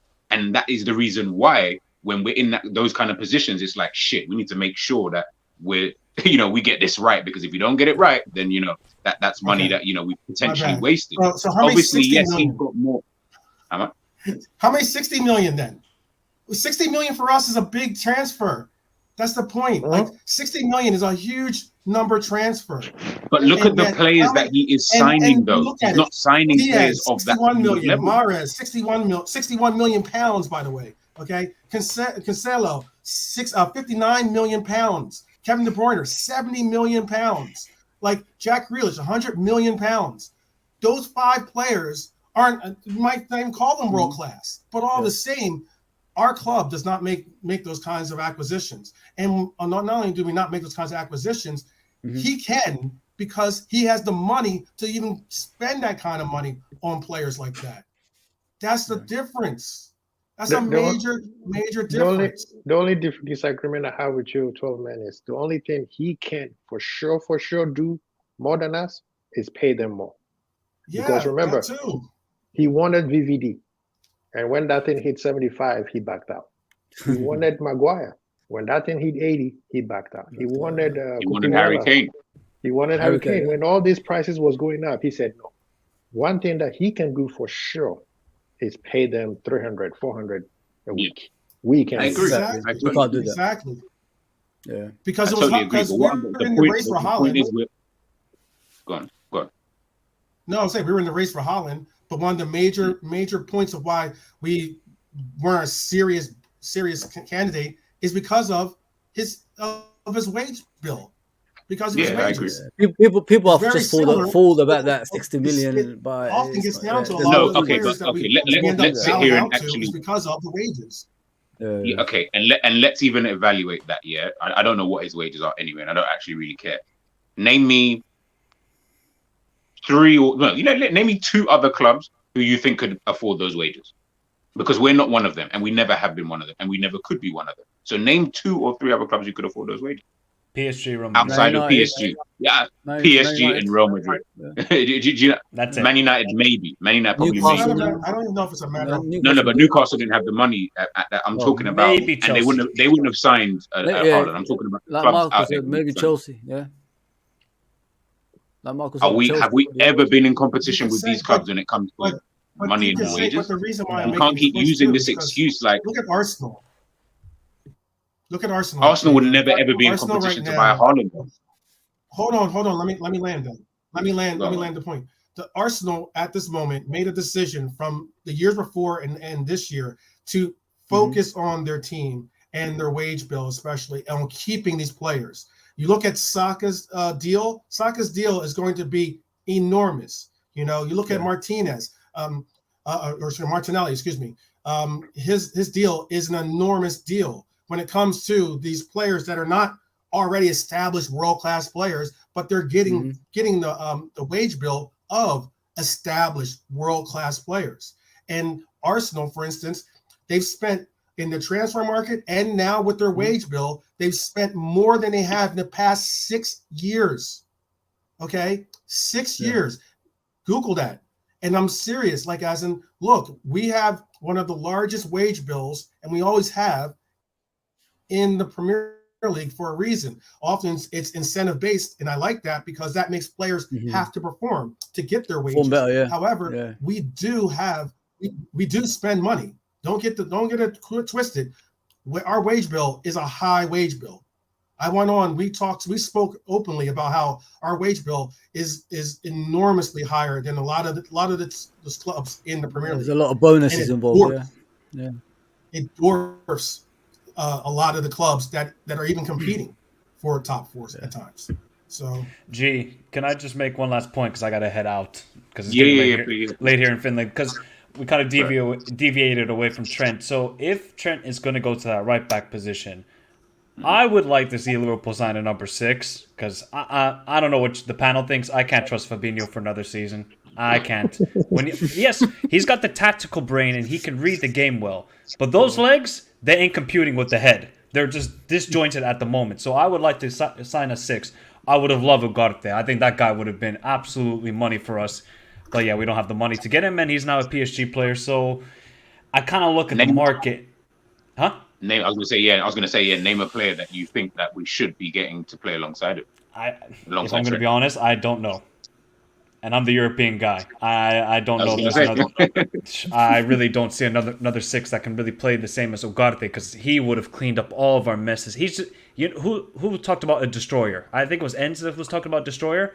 We need that. That was Ugarte. He would have been perfect. But if we get Thuram, I think it's a good signing. But I think Liverpool fans really haven't seen this guy play, and this guy he's got a lot of quality to him. But when we're going up against low blocks, Thuram doesn't really face that a lot in Liga. He's more of a box-to-box guy, drive with the ball. Does he really find those intricate passes in behind the defense? I don't really see it in his game. So that signing, I'm a little bit worried about. Of course, you can't judge until you see the player. Let's see then what other midfielder we can get with. I don't really think we should go for Gabi Vega from Celta Vigo. Marco, you don't like Caicedo? Trust me. I would love Caicedo, but I know it's unrealistic and it looks like he's joining Chelsea right now, but I would take Caicedo in a heartbeat. I think that guy is a baller. He would be the perfect midfielder for Klopp, because he could play 8 and 6. Yes, he would be perfect, but yeah, we're not going to get him. And then I think we need to get a left center back. Not a starting one, but a backup one. I think those are the two positions we really need to go for. But let me challenge you real quick. You said Thuram might not be able to break down the low blocks. Yes. That's why you have Thiago to do that. See? That's why we can't let him go. This is true if he's fit. Look, I love Thiago. Bro, I love Thiago. I think he's an absolute ball over player, but these injuries have just I'm devastated by them. I can't trust it anymore. You got to be honest with that stuff. That's true. Yeah, you got to be honest. We've been too sentimental at Liverpool, and that's cost us now. Look, he was too sentimental with Milner, with Henderson, and look what happened. We're now playing in the That's where the party's at, man. Someone tried to send that to me as a ringtone, and I said, yeah, listen, first and foremost, I don't use ringtones. Secondly, I don't want to use that anyway. Do you know what crazy is? I'm actually looking forward to that tournament, man. What? Yeah, actually looking forward to it. Yeah. Okay. I mean, we're in it, so you can come here to Finland and we can watch the Europa League together. Don't worry. I'm looking forward to it, man. Quick question, obviously. Go on, bro. Apologies, go on. No, I was gonna say, Mike's obviously. I know, obviously, it's late over there, and bro, I appreciate you even jumping on this evening, guys. Make sure you head over to Michael Talks YouTube, TikTok as well. Check him out, please. European football. You guys need to check him out. I will put his link in the description once we are finished. And Michael, thank you again, bro. Thank you again, man. Peace out, guys. Big up to the panel. Remember to hit the like button, everybody. Love, man. Quick question, just before you do go ends. Would you guys do that? The question that's on the screen now. What, in the 6? In the 6, as a lone 6, he plays it. He's played in that position. I'll try him in the 2. I think he can do it. But we need centre backs, bro. If we have too many of them on the pitch, bro, and then they start dropping like flies, but we ain't got no one. So gotta rest these men. Gotta make sure we got guys on the bench still. Nah, you make it sense. But yeah, sorry, go on. Make your point. Sorry. Oh shit! You know what? No, it was Europa League we was talking about. Can't even remember. Yeah, why are you so excited? Oh yeah. So I was about to type the answer to John. I see John calling me out again in the comment. The reason why, because I think if we go into the Champions League, I think sometimes we don't get to see the other players in our team and how good they can be. And they don't get enough minutes to kind of take over. So a lot of times you see like Henderson play, you'd see Thiago play, you'd see Fab play, and then you'd be like, okay, these men are going to play the Premier League and the Champions League. But with the Europa League, that gives them the opportunity to rest them for one, and then you can play like the likes of Besetic to give them more game time. Look, the oppositions, because I saw the kind of groups or the teams that's going to be in it until the Champions League team. Some of the guys I've never heard of these teams. So you can give the Besetics, you can give the Harvey Elliott's, Curtis Jones can carry on his development in terms of these games. Whoever your striker is it Gakpo, is it Nunes? If it's Gakpo in the Premier League, then you go Nunes in the Europa League. That gives him confidence. He can start scoring some goals. Tsimikas will get more game time. That means Robbo will be fit and ready for like the Premier League games on the weekend. You can then rest Trent if you want to give Gomez the opportunity, Conor Bradley, if that's what you want to do, you can give these guys those opportunities. And if you want to play like a Fab in that game and rest a McAllister and rest a Thiago, you can do that, or play a Thiago, rest Fab for an upcoming game. You have the opportunity. But if it's Premier League, Champions League, these guys play consistently. Question, bro. Thursday, they play all of these games. So do you care about the Europa League though, to win it or not? Of course, do you just want to do that? I'm not. Listen, yes, I am not stuck up, bro. We've won the Europa League like 3 times as well, bro. Mm-hmm. UEFA, that cup competition wasn't. It's not as shit as everyone makes it out to be. There's some good teams in there, but I know the Champions League's there to win. But we've won it 6 times, bro. I get we want to be in it, but do you want to be in it and making up numbers, or do you want to be in it and win it? Because if you're telling me the squad, if you're going to tell me the squad that we have now can go and win the Champions League next season, I'm here for it. But if that's not what you're going to tell me, then we should just accept being in Europa League, because that's what we deserve based on how we played this season. Okay, man. I mean, I'm not going to disagree with you. I don't think we're good enough for the Champions League anyway. But I'm in there to make up numbers, bro. I'm in there to go and win the Champions League. When we go back in there, we're going back in there to go and win it. I'm not in there to go to meet Real Madrid again with now Bellingham, Camavinga, Dushmedi. But does this not go to? I ain't trying to go back in there and play these guys again, bro. Our team at the moment. No, wait. Wait our turn, bro. Let's have a rest, bro. Yeah, that's true. I think this thing is a gift and a curse, because you mentioned CJ. This is the year he has to break out. So that tournament is going to be perfect for him.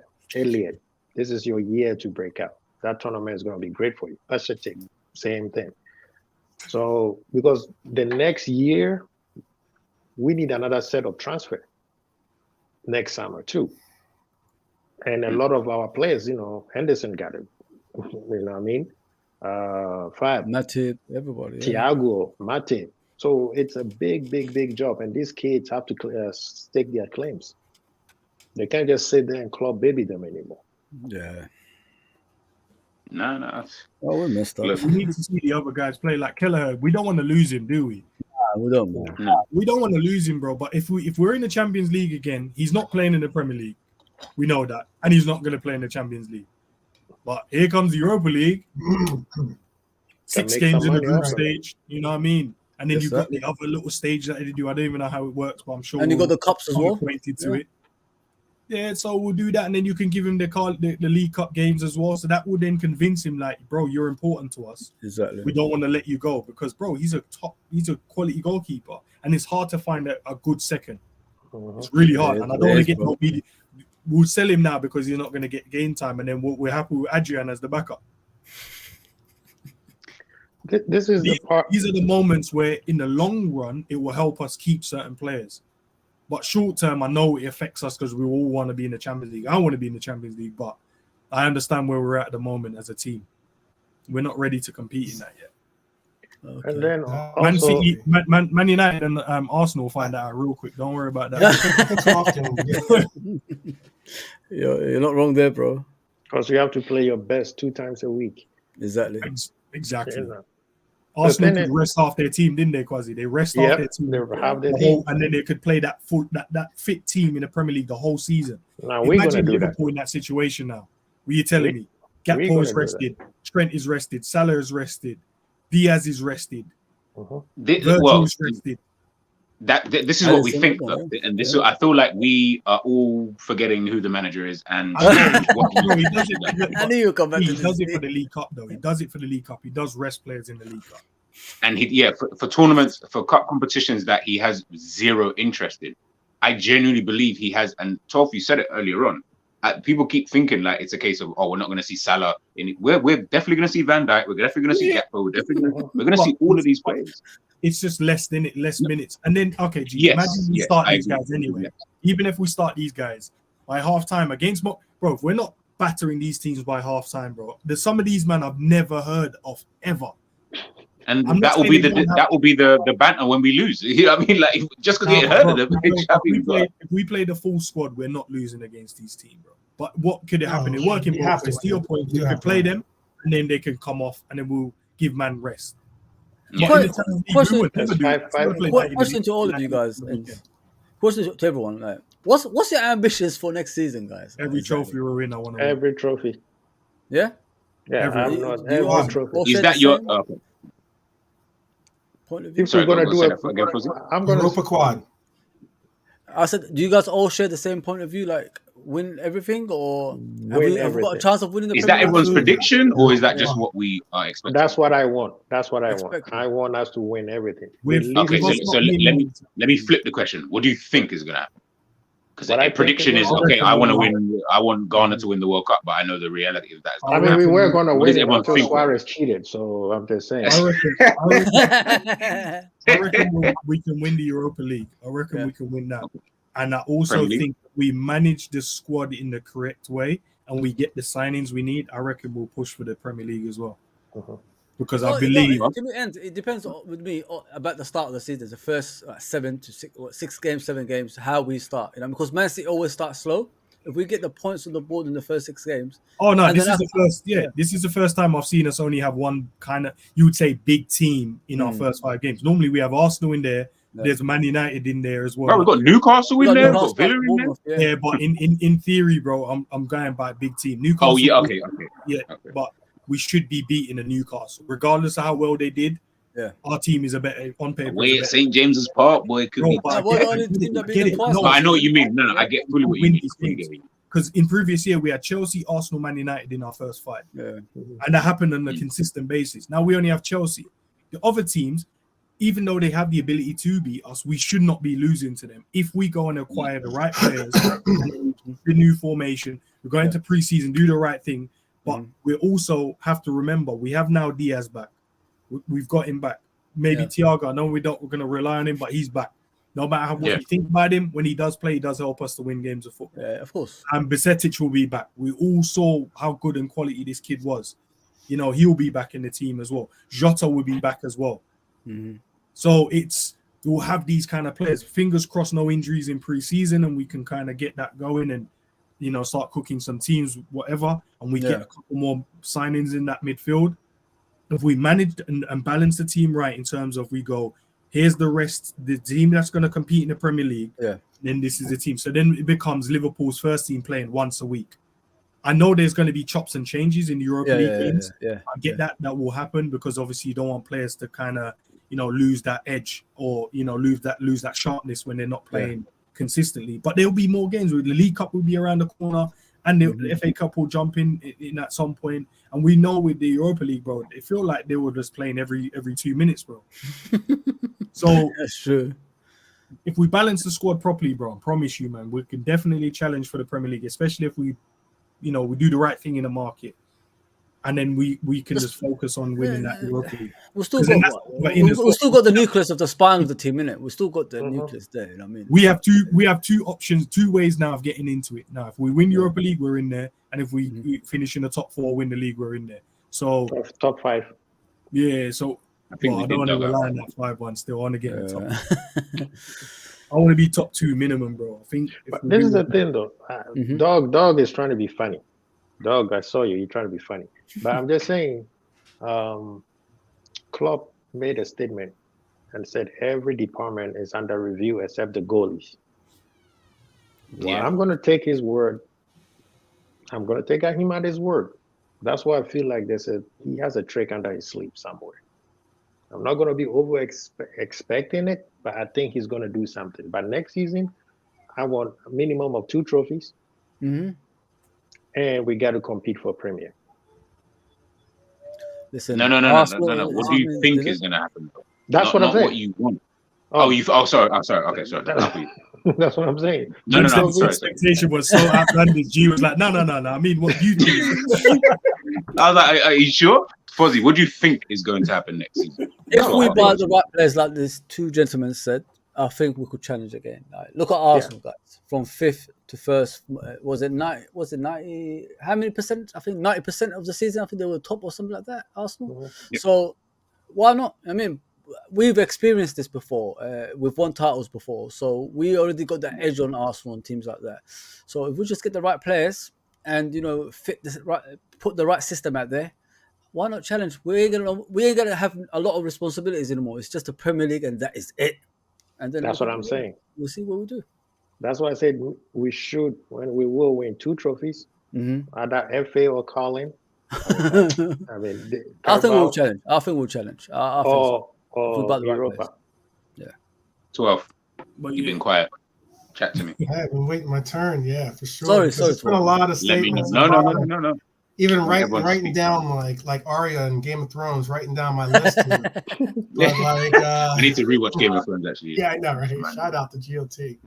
But seriously, I definitely believe that what N says is on point, in that there's going to be a lot of teams that were competing this year that weren't having the rigors of Champions League, weren't having the rigors of having an extended season, that they're going to have more taxing situations on their starting 11. Again, Anne's point again about Arsenal was another example of what I see is important, is that their starting 11, they were able to play their starting 11 pretty consistently throughout the entire year. They didn't have that many injuries, apart from, they had some key injuries like Jesus or something like that, but they still had enough of a club or a squad to be able to fill those holes. Pause. And we know that basically that's what this team needs. Our team played the most games, possible the season before that, and it showed this past season. It literally showed this past season.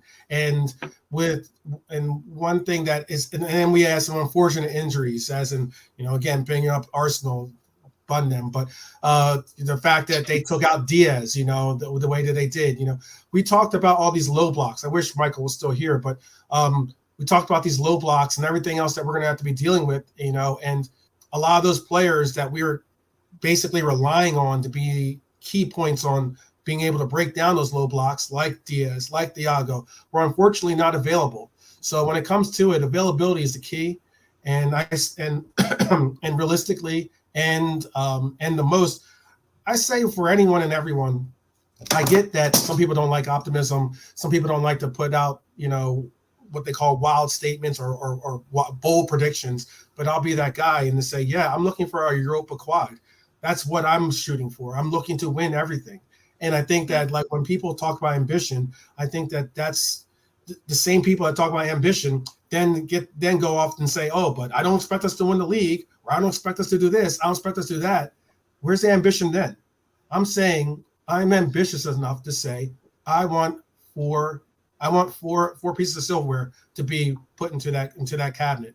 And I believe that our club has the ability, and another year of comfortability amongst knowing the system, knowing each other, and possibly not having the rigors of playing such an intense schedule next year. We can do that. Mark A, let me press one thing too. Mark A, I hope that you not only know my hashtag, take a picture, write it down, do whatever you need to do. Because if there's anything I can say is that, again, I talk about ambition, and I talk about under pretense that I believe in my club.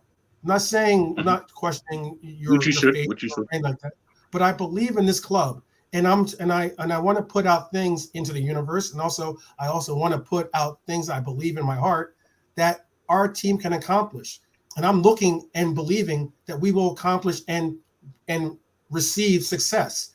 Whether you want to join the naysayers, or whether you want to join the people that continue to, just put doubt and shade on everything, like our rivals do, that's on you. That's your choice, and big up to you.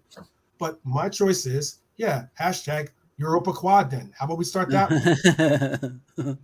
See, this is the thing that people are not putting into consideration.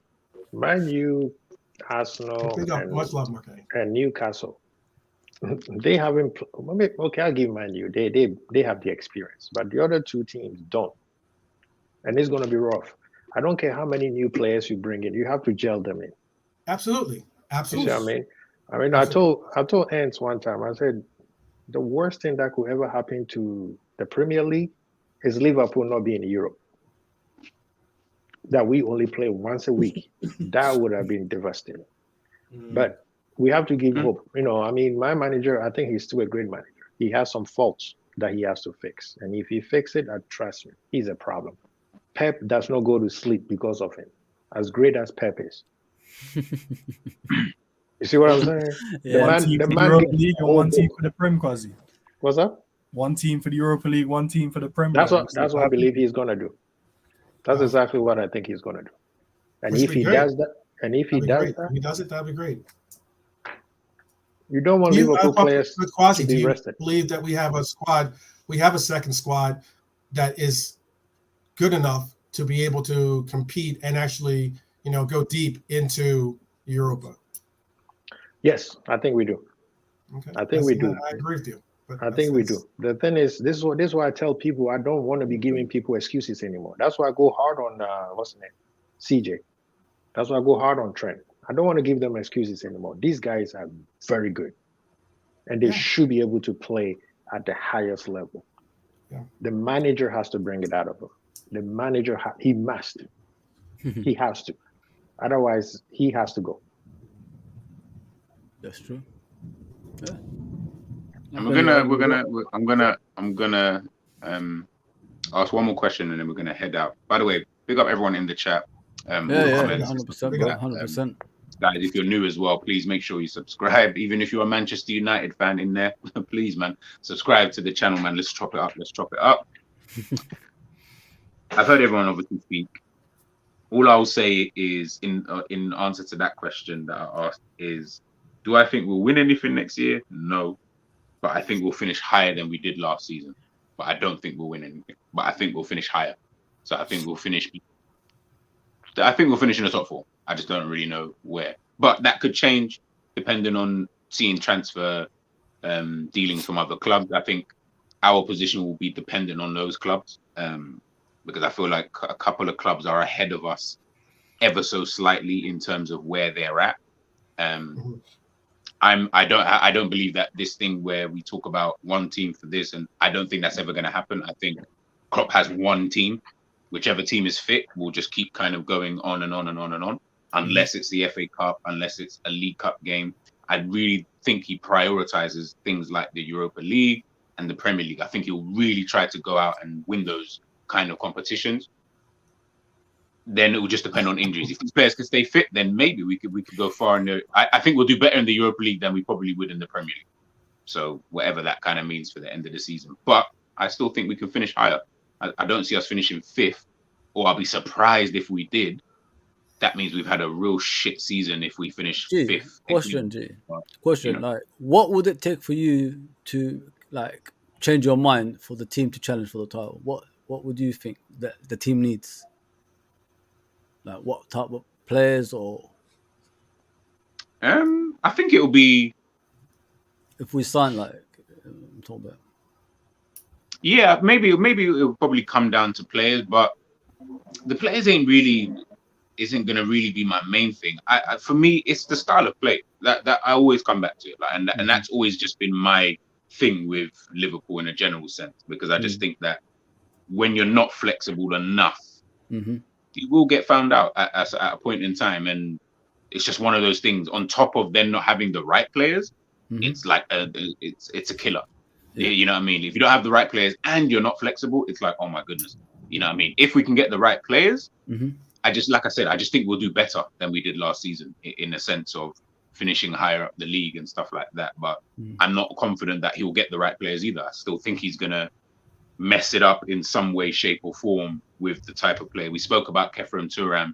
Yeah. We spoke about what his positioning is, but then everyone's talking about right central midfield. And then we're using an example of Gini Wijnaldum, who's probably the only example, I think.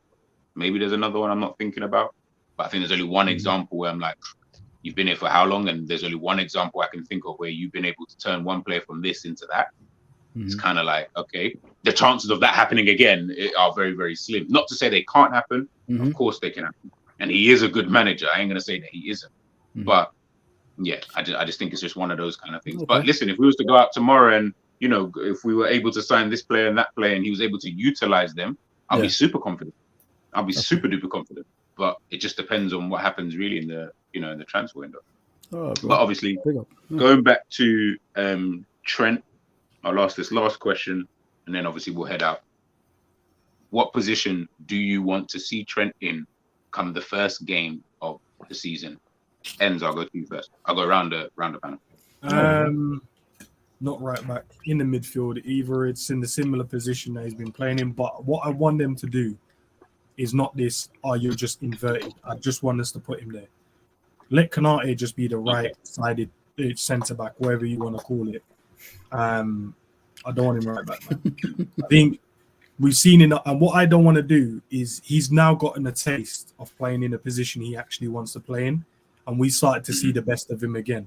What I don't want us to do is go, put you back there, and then he starts I don't want to say acting up because it sounds like he's being unprofessional, but yeah, if I use the word acting up, he'll just start doing the same thing. Then we're just going to be there sitting there moaning at him again, and then we're going to be exposed down that side again, and we're going to be like, Trent can't defend. Let's just take that whole scenario and take that whole situation out, take Trent out of that position, put him in a position where we can get the best out of him going forward now, and then see if teams then attack us down that side. Because then what you would find out is teams will be like, oh shit, Trent ain't a right back.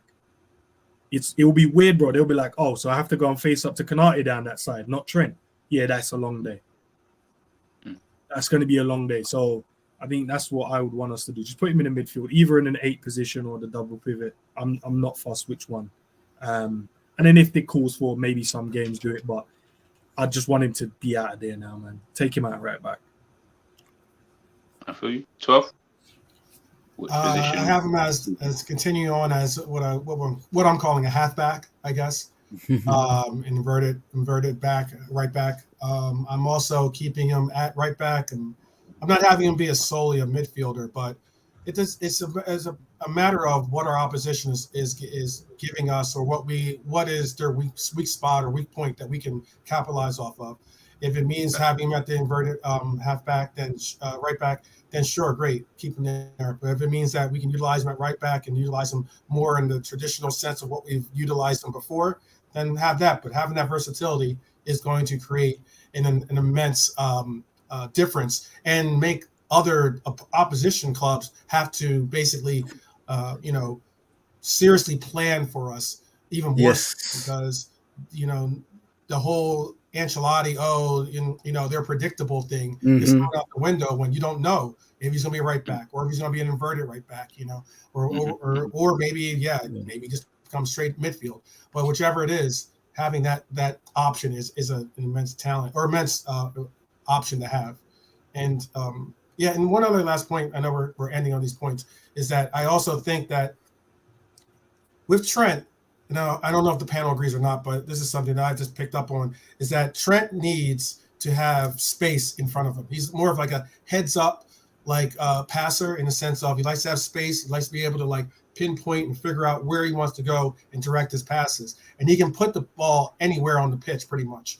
But by being in the midfield, you end up shortening the field, and you end up, if anything, collapsing the field around him, so that he's limited in his space, and he also is then forced sometimes to have to rely on his dribbling ability rather than just having the space to create those passes. So again, I think that all leans towards being an inverted right back or being a right back, and allowing him to have the most capable options in front of him to create and be the great talent that he is. No, big up 12, man. I agree with a lot of most of what you said, to be fair. Quasi, same question. Keep him a right back and then give him that free role. Okay.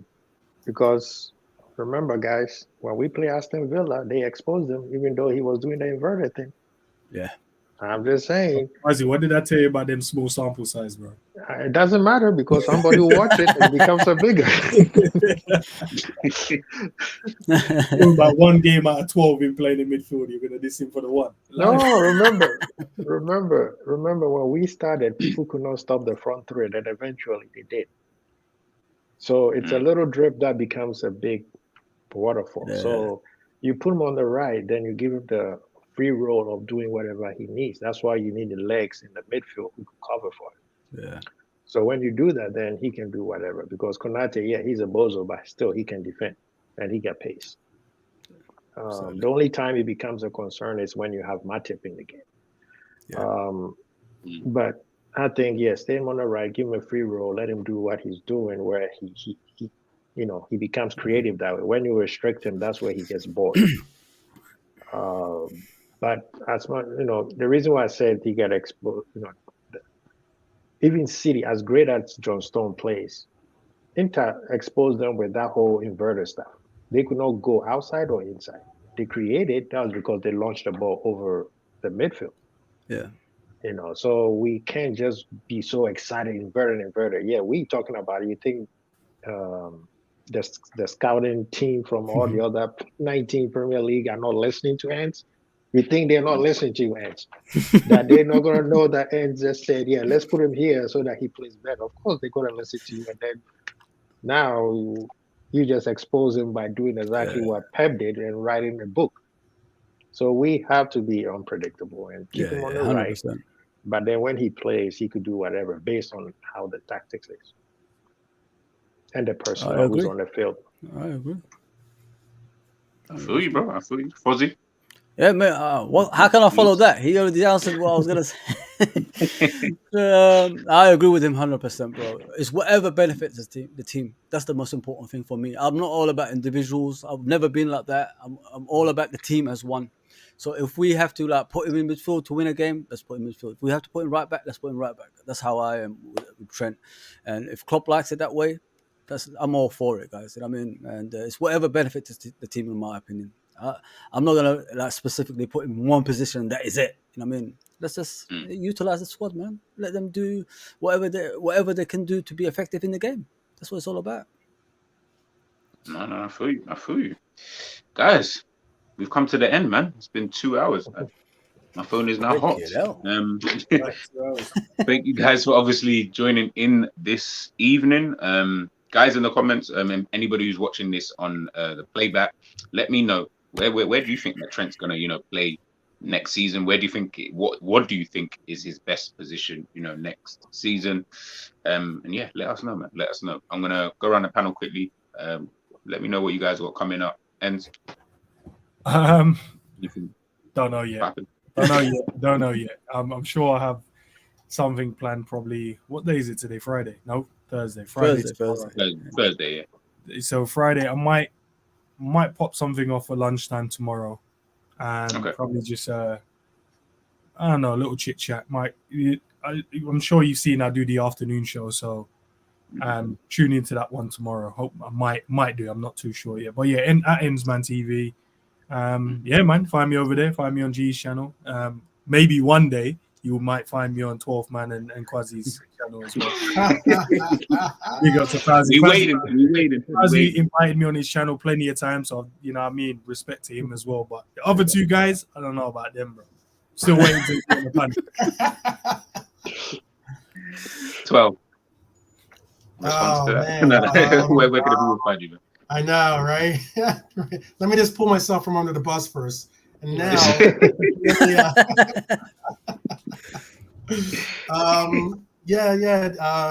let me just say big up to Philip and Parmeezi, Mark A, Jared, John Second, Trudon, Capsal, Angel, Marion, Jamie, Kay, Ravi, all my true reds in the chat. Big ups, never walk alone, of course. Even though sometimes our opinions and don't exactly match, doesn't mean that we're not all reds. So, much love, support each other always. I support you as always. It's coming up. I have some ideas. I have some things that we're trying to tailor with ends. Some things I would like to definitely work on you. Fozzie's been so kind to let me on this channel too, and I've had a great time on that. I even know that Kwazi and I haven't necessarily done live shows just yet, but who knows? Maybe we're going to do a little tag team live show or something. Break the internet. But it all means though that I know the panel will be there to support us, but again, it means the chat has to be there to support us as well. You have to definitely, share, like, and support all these channels, my channel as well, and bring out more interest and attention to these channels, because realistically, we're here giving our time primarily because we love this club as equally as you do, and we want to share some of the insights that we have, and I appreciate the platform that you provide. Appreciate that, bro. Thank you for having me on. Appreciate it. Hey, Quasi, you might as well not even bother going, man. You can't follow that. I mean, how can I follow? You can't follow that. This guy's trying to be president, bro. That's the kind of Everything he said. Everything he said. That was a brilliant one, Quasi. What my guy said up there? What my guy said? Yeah, what do you say? What do you say? I can't really follow that. Quasi. Listen, guys, thanks for having me on, G man. I know majority of you. I met Quasi for the first time today. Nice to meet you, brother. Yes, sir. Just subscribe to everyone, man. That's what it's all about. We're all supporting the same team, we're all a family at the end of the day. And let's get G into the 500, man. He's not too far away from that now, so let's get him there. With the shows, I'm doing, what do you call them? Just transfer stuff at the moment. But I will go live again, and I want you guys, all of you, you're all welcome to my channel. I'll invite you guys whenever I'm on, and let's just do the live shows again all together, man. And whatever channel you guys want me to come on, I'll come on as well. It's no problem with me, man. Thank you for having me on. No, of course, man. Of course. Don't be silly. Don't be silly. Guys, we reached the end now. As I said, let me know in the comment section on the playback, where you think Trent should play. Even if you are a Manchester United fan, yes, I see you. Even if you are an Arsenal fan, yes, I see you. Big up your damn selves. Let me know where you guys think, obviously, the best position. Obviously, for Trent, I'm G. That is today's show, done and dusted. And we are outie, people.